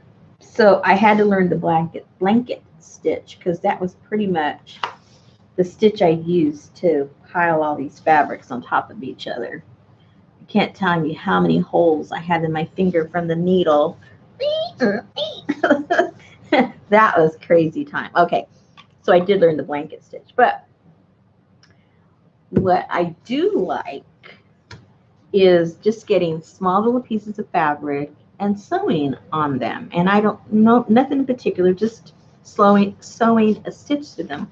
Well, just recently I found out that there's a name for that. It's called slow stitching. And now everybody's talking about slow stitching. I don't know if they're making it up or if it's something real, but I guess I've been slow stitching for a long time before it was the thing to do. I'm kind of liking this. What do you guys think? Can you appreciate that that iridescent that's in there? It's looking pretty cool, I think.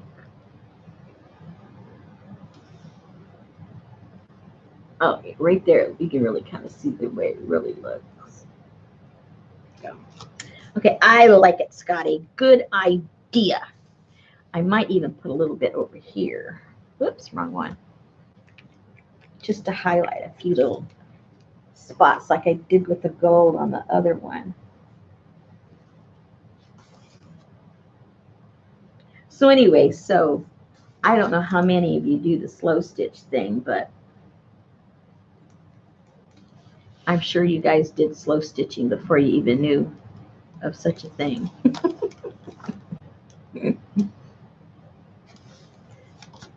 I love how they bring things and give them new names. You're going, what? Slow stitching.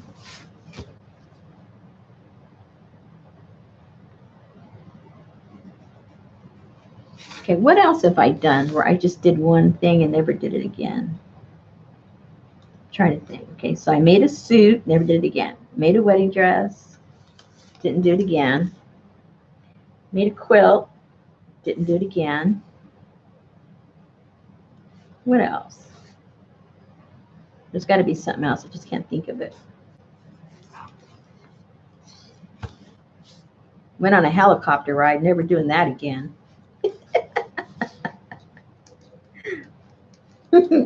That's crazy. Ooh, I really like this, Scotty. That was a good idea.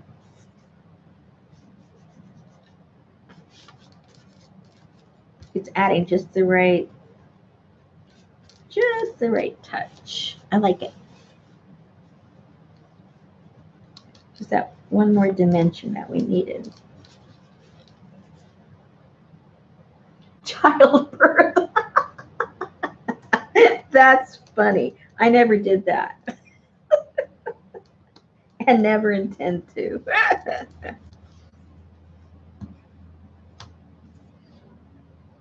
Okay, I was thinking, I don't know why, but I was thinking stupid things. When I was thinking, well, I think of the things I did just once. I know why I thought stupid things.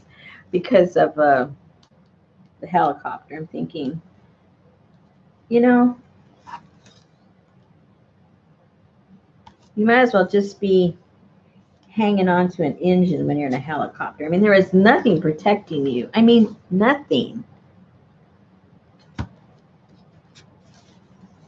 You go down, it's over. I think it's smarter to go, jumping out with a parachute than, at least you've got something.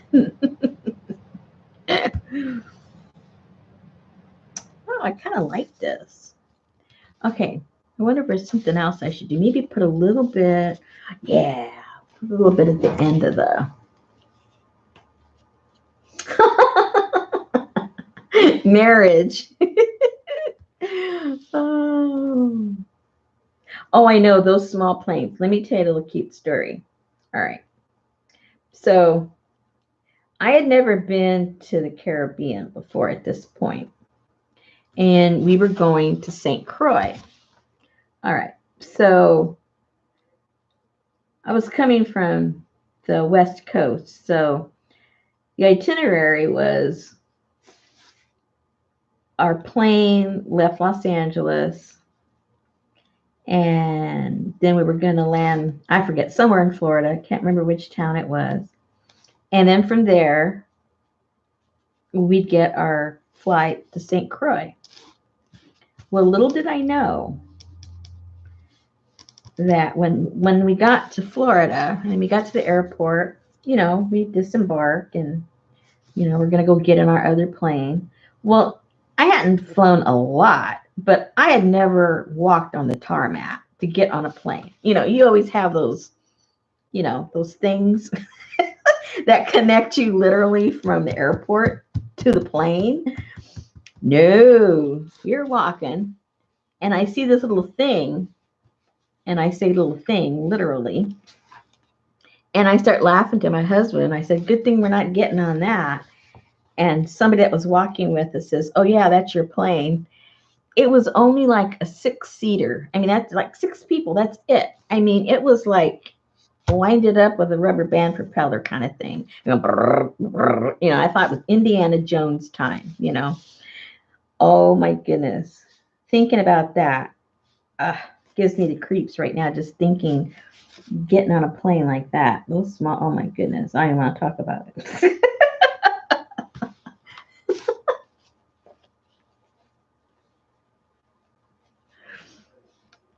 Right now, I've got 3 that we're working on. I'll bring out the other ones in a second. Right now, when I get this one done, they're probably all dry.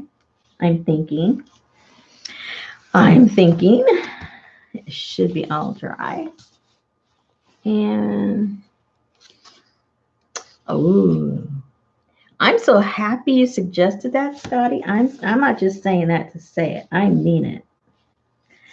Because it's really, to me, it's given the illusion of the reflection of the water against the tips. I like it.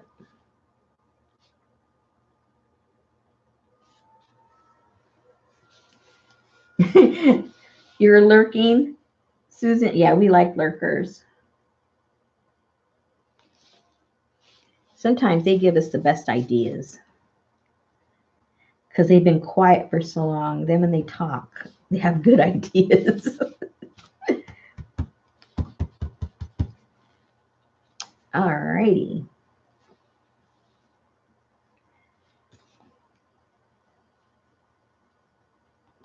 Okay, I think this fish might be done. Let's see.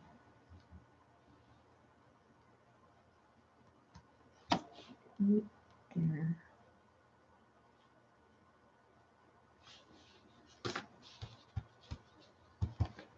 Okay, I think the only other thing that I would do to this is put the finished coat. And I think with the finished coat, that is it.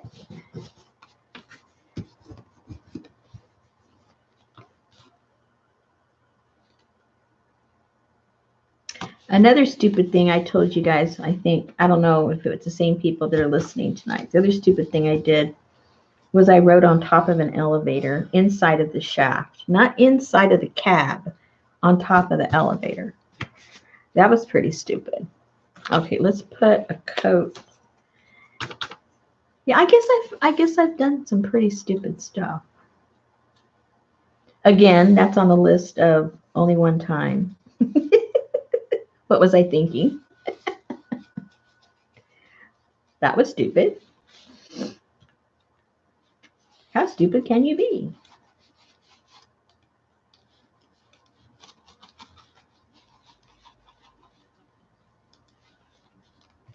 And see, what's funny, if you ask me, are you adventurous type? I immediately would say, oh no, I'm not adventurous at all. But I guess I've done a few things that would qualify.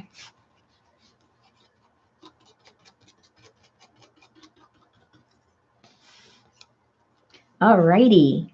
I like how that looks, people.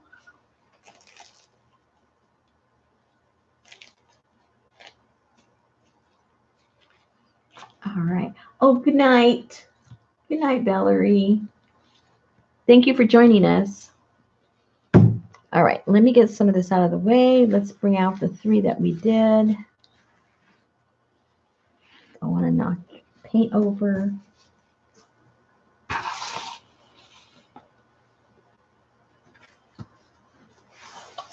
Here's Mr. Elephant.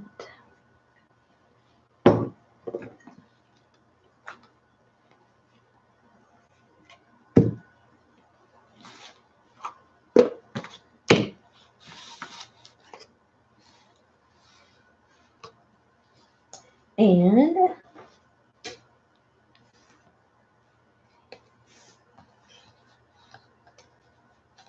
Miss Peacock. Is that Mr. Peacock? Oh yeah, I think it's the males that have all the pretty feathers, I think. So that's Mr. Peacock. Woohoo! Mr. Elephant looks kind of boring now compared to these. No, Beth, believe it or not, these are going to be covers to journals. I make journals, and almost everything I make ends up being part of a journal. So I had made some of these last year, but didn't paint them. I sold them. The journals were just the plaster. So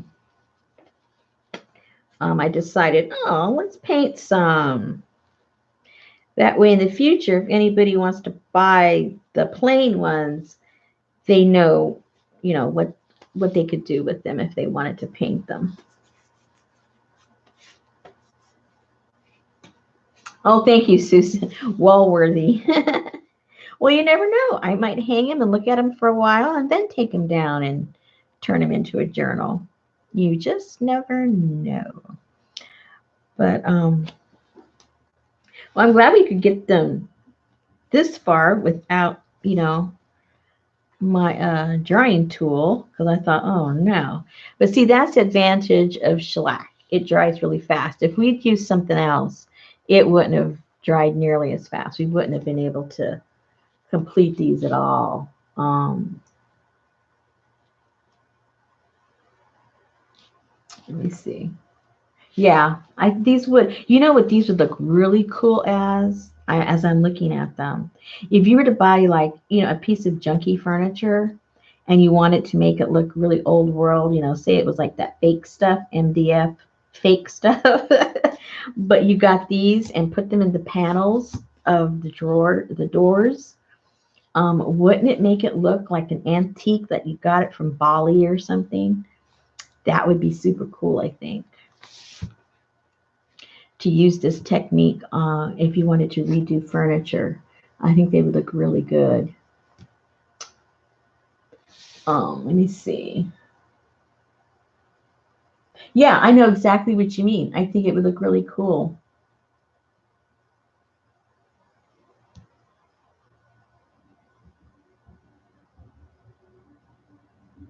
Oh, no, Susan, no problem. I like questions because sometimes I don't know what to say. No, let me see. I started doing this one on a live, and then we started getting, some obnoxious people over there, and for some reason it wouldn't allow me to kick them out. And they were saying bad, nasty stuff. And so I closed out that video, and I ended up deleting it. And then Jessica was coming on, and she was real sick. And she said, "Oh, Rosemary, are you going to do anything later?" And I go, "Sure, I'll finish these up." So then we came back a little bit later and worked on this one and did these two. So I think the whole thing for these two is on this video. And then the finishing touches on this one is on this video, I think. But that's just the painting part. The part of actually, doing the plaster work and all that stuff, I did that like about a month ago, because that, you have to put the plaster on, let that layer completely dry, like for almost a day, and then come back and then put your other layers that you want to do with the plaster. And I let that dry completely thoroughly for like another day. So I really can't do the whole process on video live. I mean, I could film it and then edit it out, and show the process. But as far as doing it live, there's no way I could do it, because I'd have to be live for a week. But you can figure out how the layering was. And it's very simple, the layering. As far as the paint, you have to use acrylic paint, and you have to seal between each application of paint, or else it's just going to all just blend together. So, and I use, what do I use? I always say varnish. It's not varnish, shellac. I use shellac because it dries super fast. Within 5 or 10 minutes, it's dry. And we proved that because my drying tool broke down, and we were still able to put all these layers on it and just alter between the three. And by the time one was done, the next one was dry, and I was able to, like, see, this is all dry, that's all dry. This may not be, because I just got through doing that. Yeah, see, this is just tacky because we just got through sealing the pearls on the top. So that's still a little bit tacky. But that's all you have to do. Yeah, shellac, I love it. And if you were dealing with whites and creams and gold, and then you want it to look antique, then I would use the amber shellac. That's really my favorite if I'm working with lighter colors and I want it to look old. But because I knew I was already going to be working with dark colors, I used the clear shellac. But the amber shellac is just, it's my favorite because it already has, that amber color that makes everything look like it's aged. And I could probably get away with putting some of the amber on here, but I think it would be a little too dark once I put the amber, because it already kind of has that look to it with the, with that yellow that I put in there. So I wouldn't want it to be any more yellow than it already is. So that's why I did the, what kind of shellac? Hold on one second, and I will go get the container, because I forget the name of it. I tell you, if things aren't in front of me, I forget the name of everything. Hold on one second, please.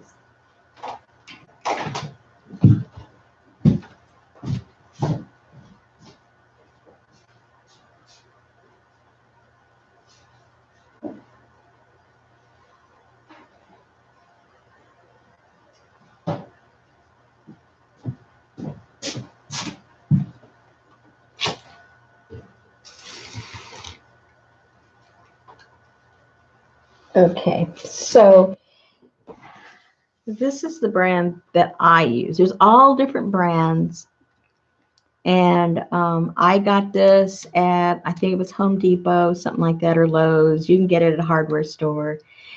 And this costs, where I live, this cost, I think it was like $12 something, $13, but it lasts forever. I mean, forever and ever and ever. And if you buy the stuff that is out there for mixed media, it costs a lot of money, and you don't get a third of this. So this is the amber one, and then the one that I used on this, it just says clear. And I always have one of each, and as soon as it's gone, I get me another one because I use it for all different types of stuff. And I still do a lot of work with furniture and stuff like that, and I love using it on the furniture. And I do touch-ups in my house also, like on my cabinetry and stuff like that. And I have a fake, I call it a fake butcher block that I made myself. And because it was different types of woods, I couldn't just put the oil on it because they were absorbing it differently. So once a year, I go in, I put a light sanding of that, and I put a coat of the amber shellac on that board. And I don't use it to chop up. I always put something on top of it for chopping because even though this isn't toxic or anything, I just feel better about, because it's not the oil, it's not that tung oil, it's something else. But anyway, so I put that on the counter that I made out of my own butcher block. So, and I use it, and believe it or not, it's kind of cool when you put it on paper, because it's kind of blotchy and it crunches, and if you fold it, sometimes if it's too thick, it'll chip off, and it just kind of leaves a neat effect. So whatever you have, just get a little brush and just put a little bit on everything and see what you like about it. It's a really neat product to use in different kinds of ways. Okay, let me see. I forgot to look. Do you stamp into the wet plaster? This particular one, no. I have done that in the past where I stamp into the wet plaster. What I did with these, though, is I waited for the bottom coat to dry, and these are stencils. So instead of, being in, they're up. If you stamp it, obviously it's going to be inside of the plaster, and I wanted these to be raised up. So these were done with stencils. Let me see.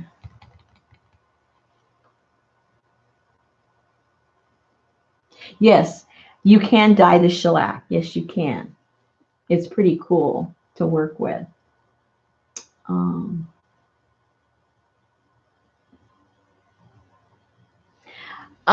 what I usually do, let me see what it says. I don't even know what it says, because when I work with this, I usually use the little sponge brushes. And if I'm going to work with it for like a day or 2 days, I just keep putting the brush inside of a plastic little bag. And then when I'm done, I throw the whole thing away. Let me see. Where does it say clean up? It talks about the tinting right there. Clean up, clean up, clean up. I don't see where it says clean up. It's pretty sticky, so I don't think you can. I mean, you can clean up with I know you can clean it off your hands with water, but I don't think you can clean the brush too well. Let me see. Oh, well, it says easy cleanup with ammonia and water. So I guess you can wash your brush with a little bit of ammonia and water. That's what it says. And this spring, I'm going to be putting these on my floors, my hardwood floors. Of course, I'm going to find me a gallon thing of it. But my dogs, we refinished our floors probably around 5 years ago. And I don't think there's any finish left on my floors because we have 5 dogs. I gave up my house when we got those dogs. But it's time because, you need to protect the wood. So I'm going to put a coat of that. And the fact that it dries so quickly, I can put it on in the morning and literally it'll be dry within a half hour. And so there's no problem, that evening, all the dogs come in and start messing it up all over again. Let me see.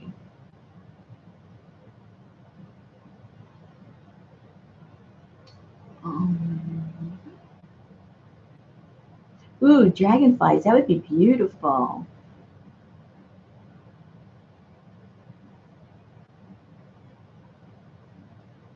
Mermaids, yeah.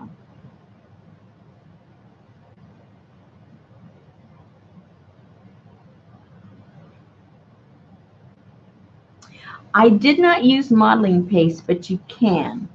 I use some Venetian plaster that I have, but you can use a modeling paste if you have it. You can use what do you call that stuff to patch up holes in your walls? You know what I'm talking about. Going brain dead.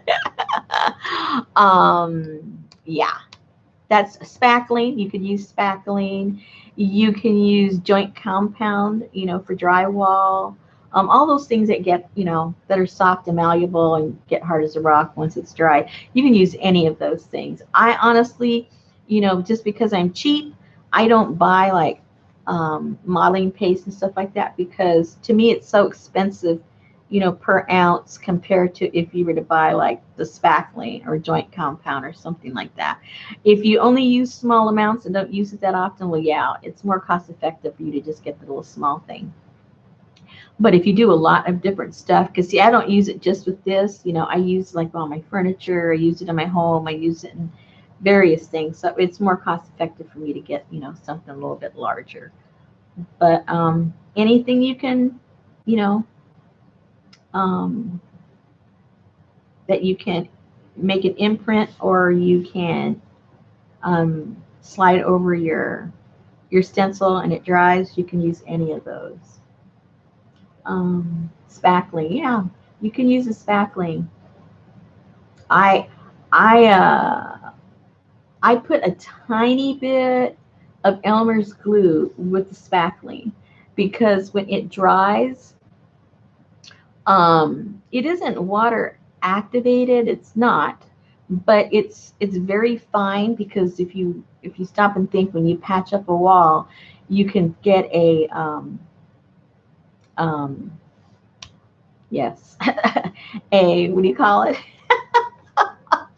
Boy, I think I need to have supper or something. I've lost all my vocabulary. Sandpaper. You can get fine sandpaper and it just turns into dust. Unlike, like hardwoods or something like that, it takes a lot for you to sand it. So the spackling is meant to be sanded. So it's it breaks down easier. So I put a little bit of glue in the spackling just to kind of, make it stronger, if that's the right word to use. Otherwise, it's a little too soft, and when you start putting paint on it, it starts to kind of move a little bit. But you can definitely use that. It's super cheap. You can buy little small containers or big ones, depending on how much you're going to use, and then you can just get a few little squirts of your glue, and you're set to go. What else? Oh, well. Thank you, Beth. I appreciate it.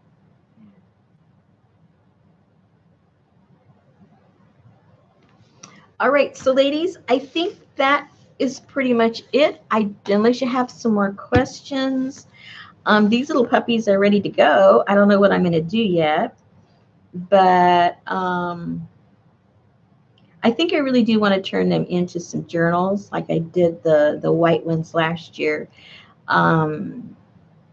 Yeah, I think that's what I'm going to do because I made some similar to this, but left them white and made plaster pages. That's another thing you guys would probably have a lot of fun. If you were to get your joint compound or some kind of plaster of some kind, what I did for the journals for this is I put it on fabric, and you're basically making like a canvas, and they are really super fun to work with.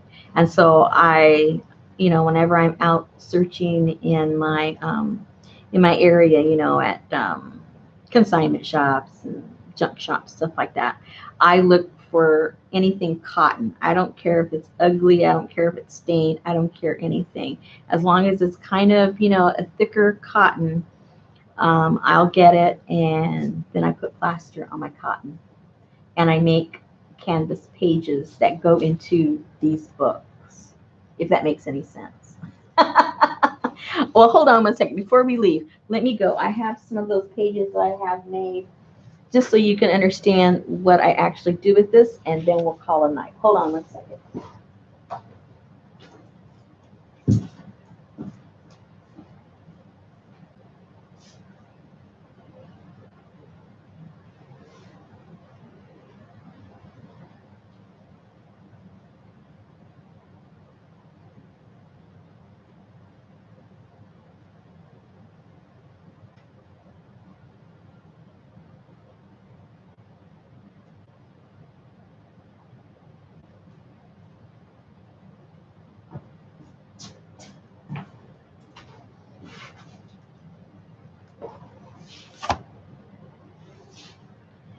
Okay, these are the innards of a journal that I'm working on for my plaster slash art books.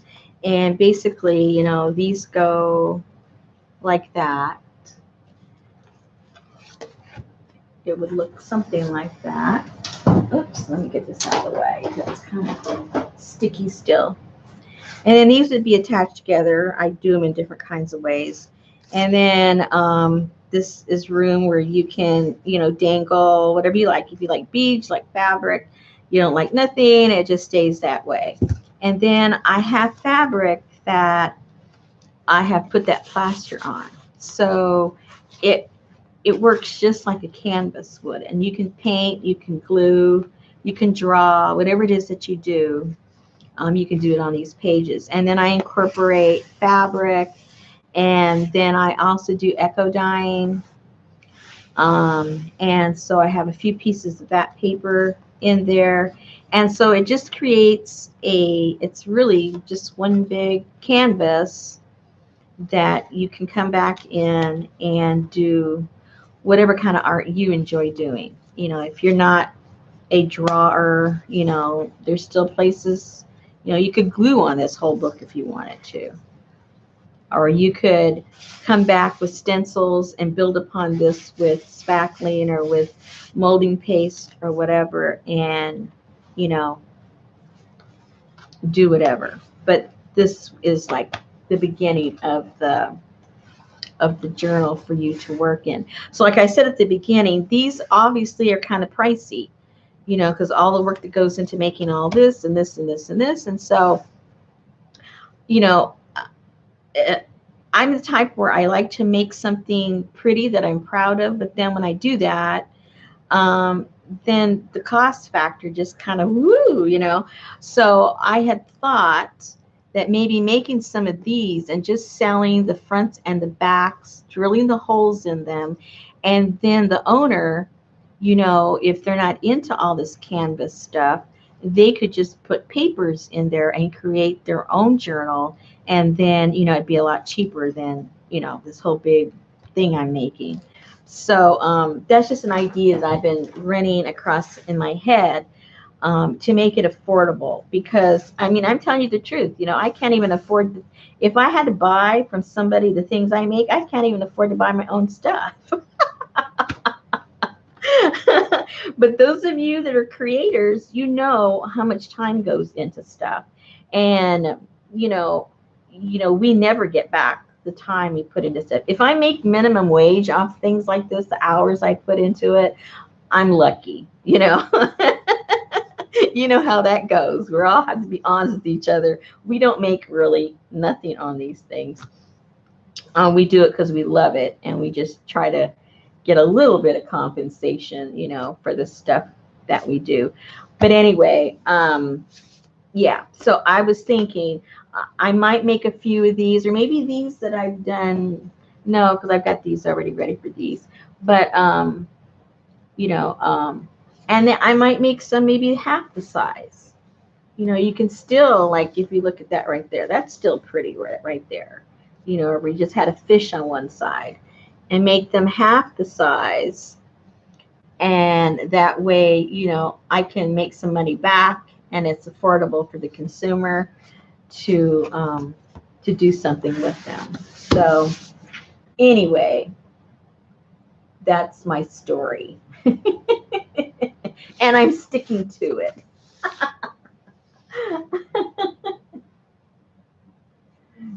I got to read back. I forget to look and see what people are asking me.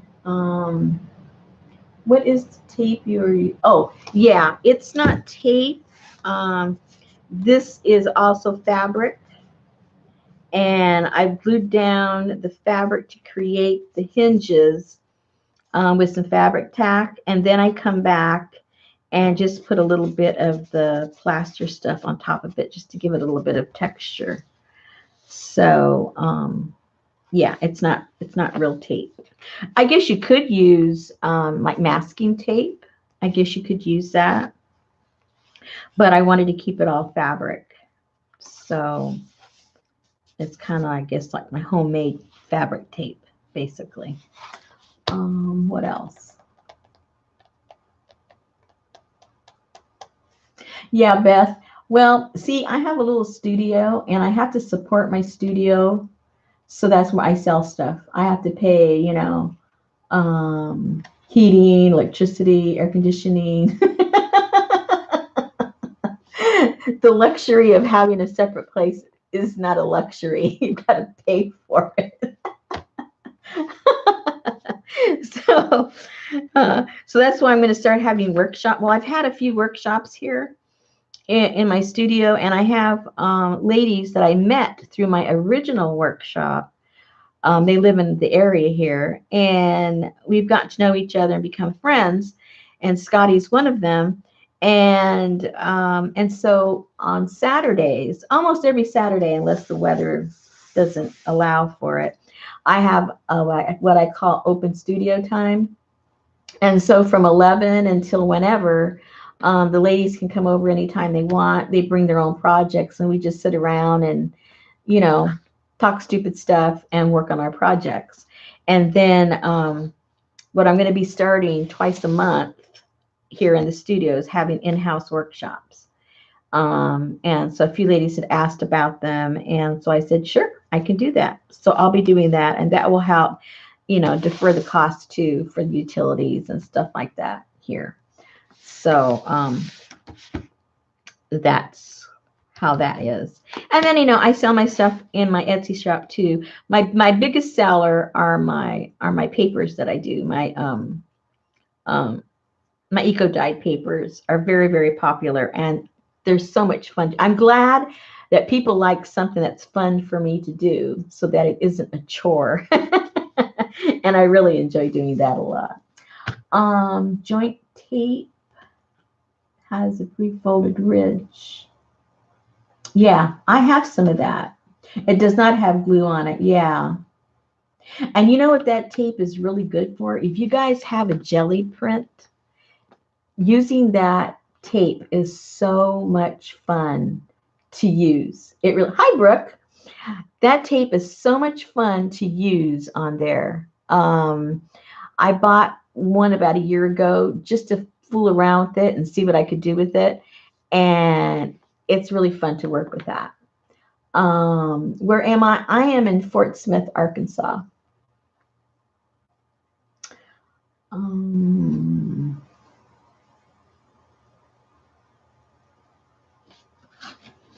So yeah, so you guys can do this.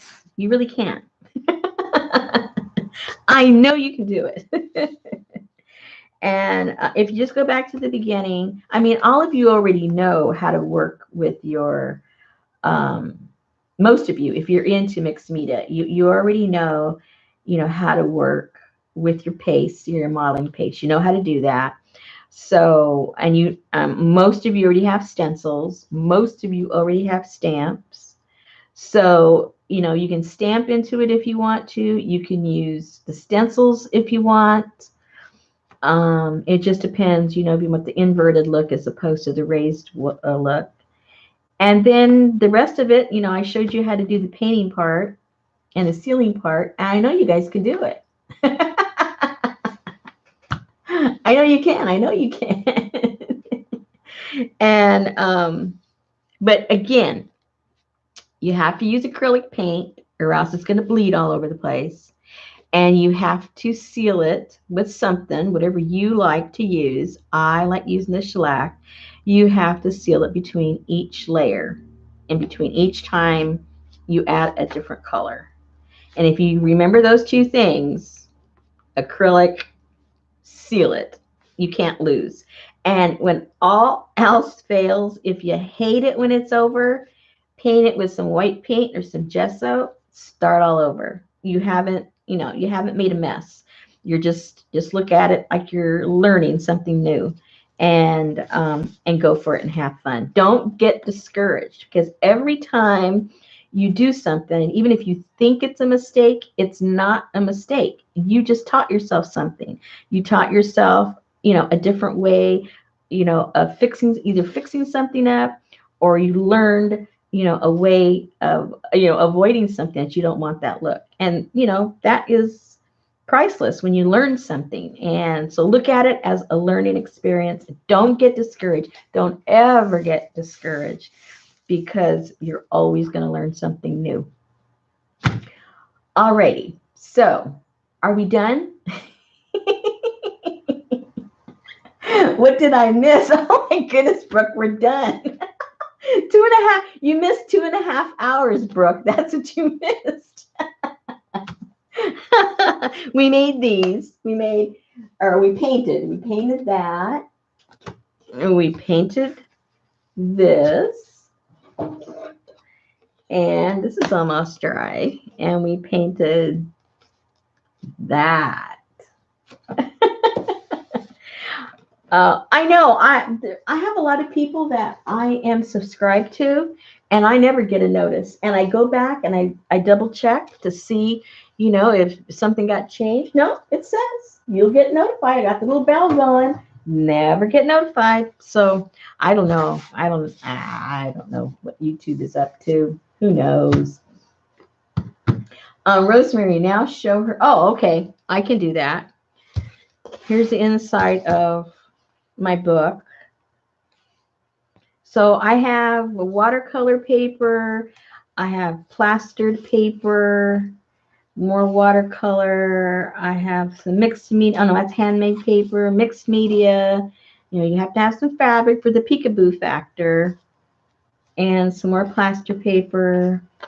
And I just go around looking for all kinds of cloth. Here's some of my my eco-dyed fabric.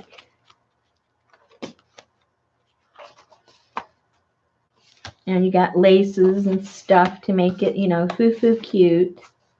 And that's it. And that's the type of journals that I make.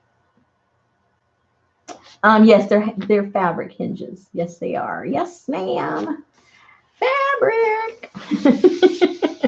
Fabric and the the plaster.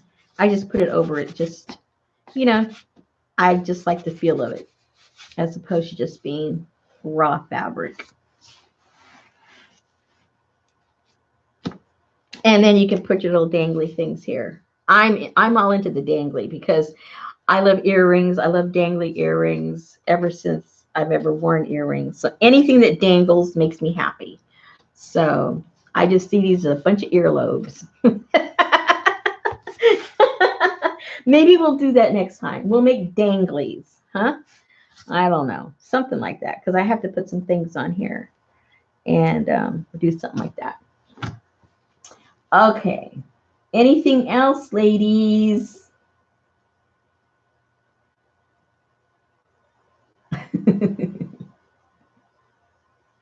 Now, I do have, if any of you ladies are interested in, all the eco dyeing, I do have a workshop in my Etsy shop for making that.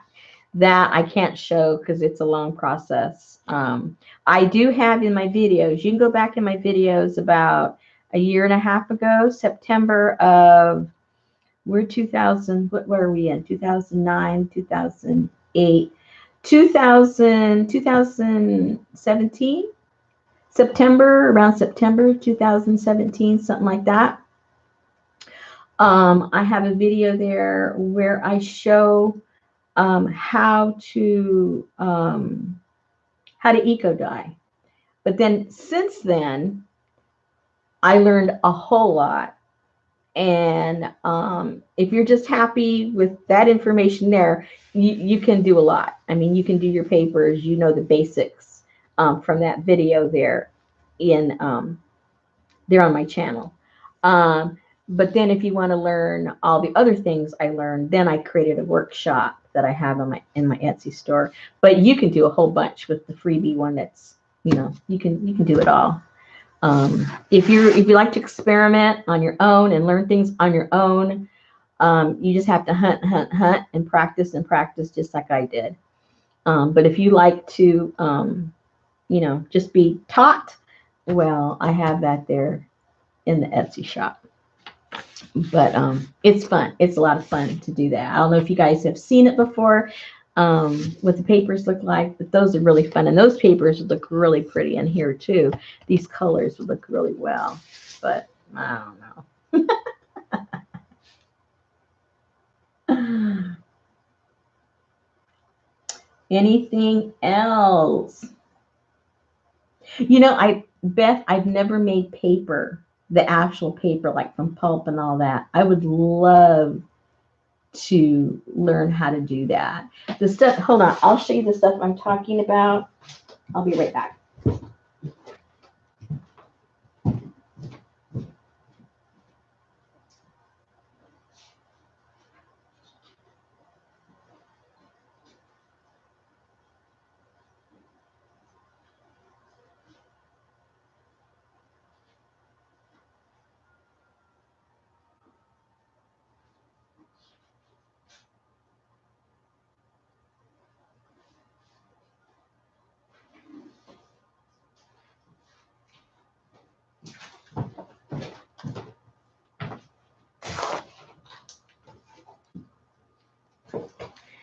Okay, the papers, I'm not smart enough to know how to make papers. I wish I was, but what I do is I print on the papers with plants. And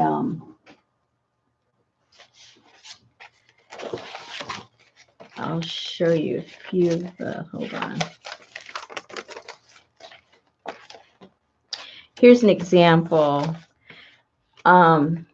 of prints that you can, this is probably just mixed, no, this is thick cardstock. That's what this is. And this is printed with leaves. Well, maybe this wasn't the right grouping. This is all my mistakes. This is my oops folder. Oh, here we go. Here's some that worked. Here's some more.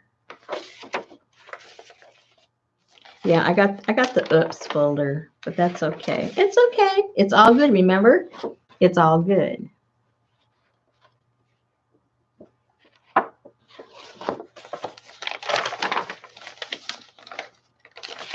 And this was another thing where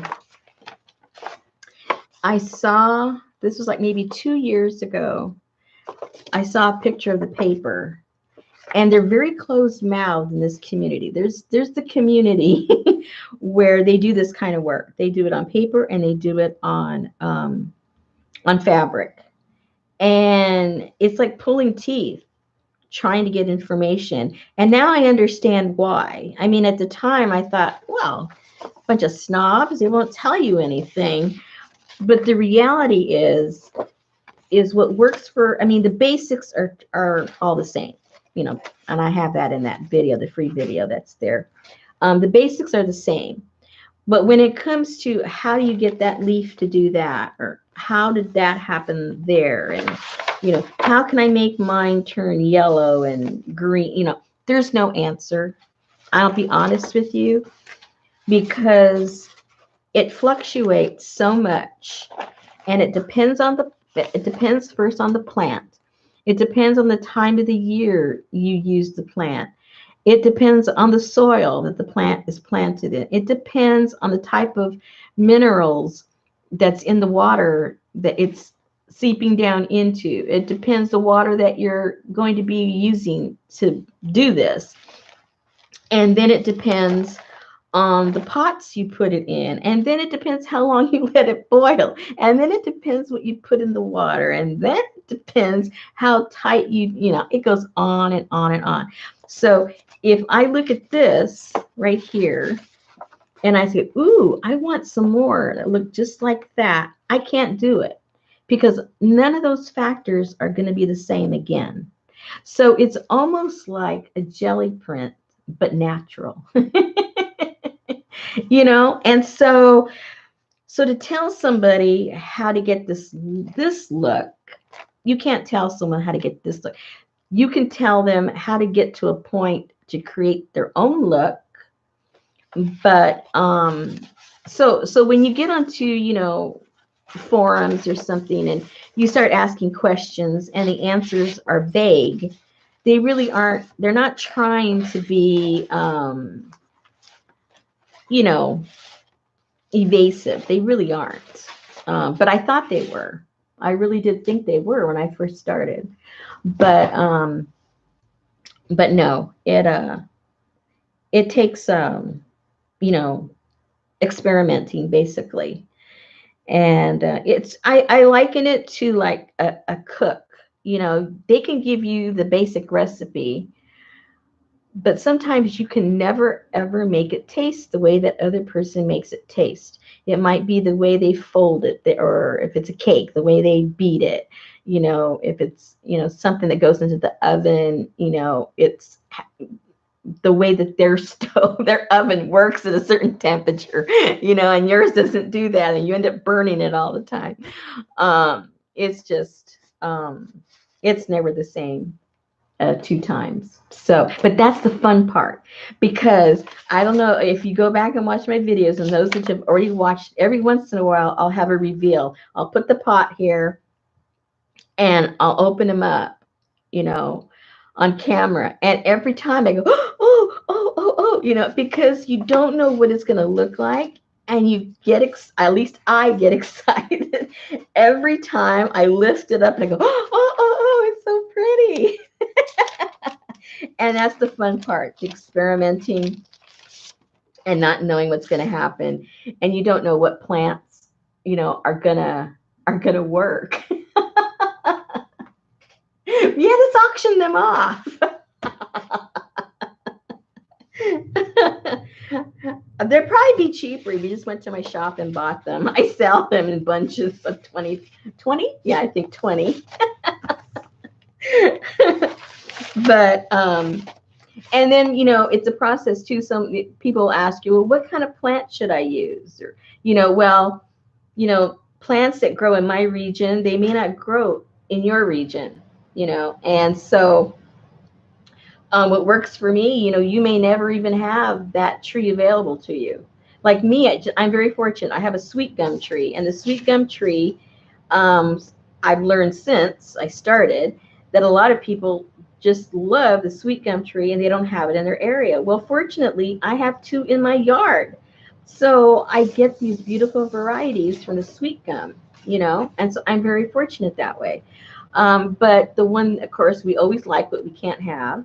And the one that looks really beautiful is the eucalyptus. Well, I live in the middle of the country and of the United States, and there are no eucalyptus. I mean, if you lived in California, you could get eucalyptus. There might be parts of Florida where there's eucalyptus, but it's Australia is the place where all the eucalyptus is. So, you know, so we're here drooling and envying everybody down in Australia because they have the beautiful eucalyptus. It dyes beautiful colors.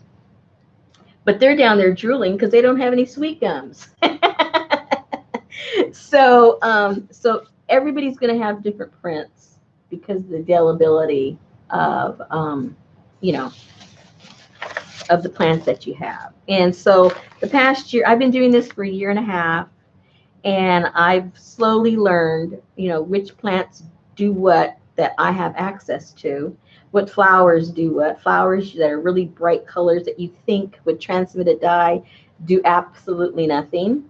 And then others where you think, oh, that's kind of a boring looking plant, but I'll try it anyway. It ends up doing something really marvelous. So it's a hit and miss and learning. So I've created myself a little journal. Haha, of course, we all have the little journals, right? I have this little journal where through the year and a half, I've been writing down what works, what doesn't work, sort of like my little personal recipe book. And so now this spring, I've learned a lot. I've gone through the 4 seasons already with this project. And so now when spring comes, I know what flowers I want to plant. So my garden isn't going to be, necessarily for the optics of it, but it's for the dyes the prints that I'm going to get out of it. So those are the only plants that I'm going to be planting in my little garden area, or things that I want to be using for this project.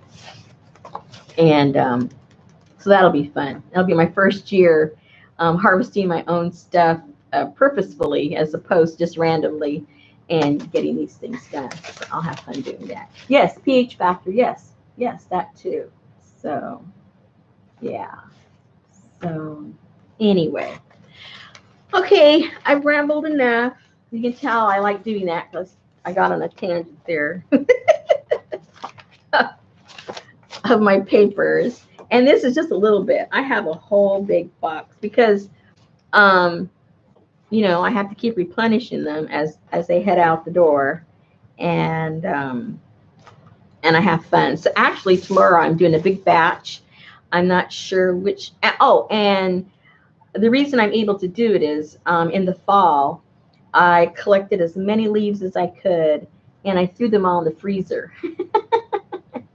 And I have all my leaves in the freezer, and I've learned that it makes no difference. They print the same, whether you pick them off the tree, off the ground, or you freeze them. You can print with them just fine. So I've been able to print all winter long, and I think I'll have plenty up until springtime, and then the prints will start looking differently, because these that I'm using right now, these are fall leaves. And so when springtime comes, I may get the same leaf, a sweet gum tree leaf, prints totally differently in the springtime than it does in the fall. So, so this batch that I'm going to finish up when spring starts, then those I won't be able to print anything that looks like that until fall, and my spring and my summer batch will be what's what will be available. So it's kind of fun to see, what comes out, what season, and everything like that. Yes, you can go pick your frozen plants. Yes, you can. Actually, it probably just, I'm just guessing. I have no idea, but I would think they're more concentrated because they're frozen. I don't know. I'm making that all up as I'm saying it. It just sounded good. Yes, get your frozen plants. They're concentrated. They'll print better.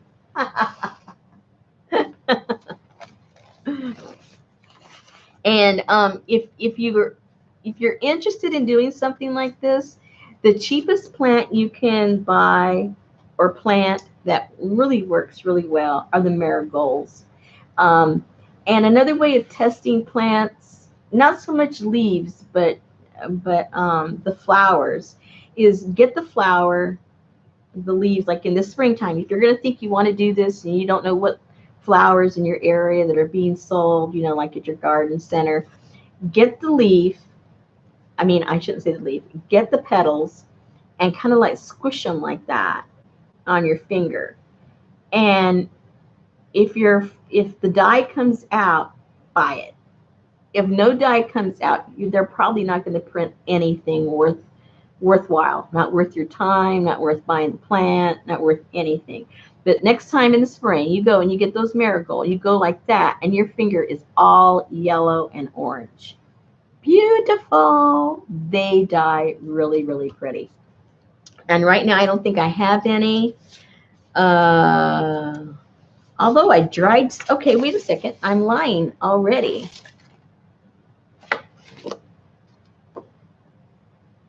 Well, you can't see it too much in this one, but like these right here, what I did, I had I dried some marigolds at the end of the, right before winter set in. And so I saved them and they're dried. And what I do is I just crumple them up and put them around. And so some of these little, what I call, looks like egg yolk colors, those are the marigolds. Those are just like one little petal of the marigold that's kind of sprinkled intermediately around here. I don't see them in this particular batch, but this one, you can see the marigold right there. There's some right there, some right there. I can spot it just because, I see this so much. You may not actually be able to see it, but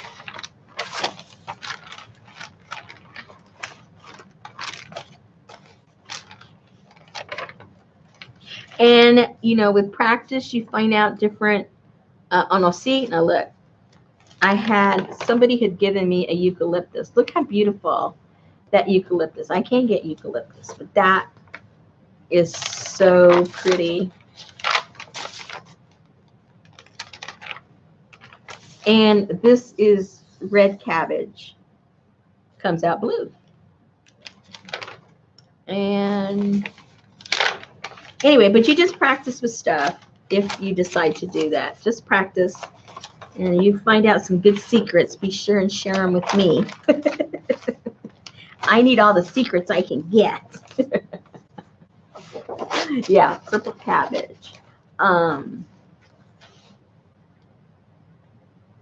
Purple peas. Do we have purple peas? I don't have purple peas. Yeah, cabbage. Now, with some of these colors, if you dye fabric or wool or yarn or anything like that, you're familiar with the term phantom dye. I learned that recently, that term.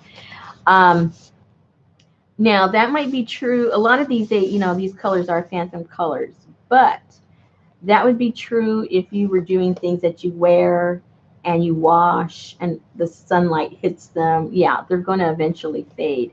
But when it comes to the papers, more than likely these are going to be inside of a journal where they're rarely going to see light, and they're not going to be washed and not going to be worn. So a lot of the different things that would be considered, the phantom dyes, they're perfectly fine when it comes to doing it on the papers.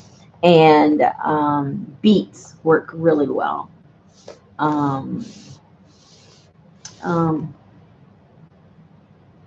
Yes, I do put avocado skins. If I want that pinkish, I don't have any right here. If I want that little pinkish hue to my paper, yes, I put the pits and the skin in there to get that color.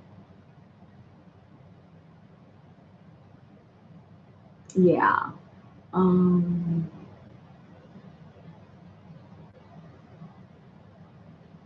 Okay. So that's it, ladies. I'm going brain dead. It's 10 o'clock here in 5 minutes. I haven't had supper, and I think I'm getting delirious because I can't think of words. And I'm remembering I didn't have lunch. Well, I had a really late breakfast. I had breakfast at around 11:30. I had breakfast. So I haven't eaten since then. So it's been, 10 hours, 11 hours. I don't know. I can't even do math when I'm hungry. But anyway, I thank you, ladies, for coming. I thank you for your questions and your interest in the stuff that I'm doing. It makes me feel good that other people are interested in the same things that I am in learning new stuff. So I really appreciate that. And I will see you guys sometime. I don't have a schedule for live streaming. I kind of fill in. Let's see what happens is a lot of people that I enjoy watching live stream a lot. And so it's like every night somebody's live streaming. And the people that would probably watch me are busy watching them. So I figure, they're not going to stop watching them and watch me. So I go, oh, there's a gap. Nobody's on. I better go on now. So I don't have a schedule. You'll just have to like say, uh-oh, is she there? Oh yeah, she's there. Let's go. So yeah, that's how you'll find me. Who knows when and who knows at what time. But I'll be there in the future to have some fun, to play with you guys. And if you have any questions, feel free to ask, and maybe we'll do something different next time that you guys are interested in. And we'll go from there. So again, thank you so much. If you don't have any more questions, I will see you guys sooner or later. Probably later. All right. Good night. And thank you so much for playing with me. Good night.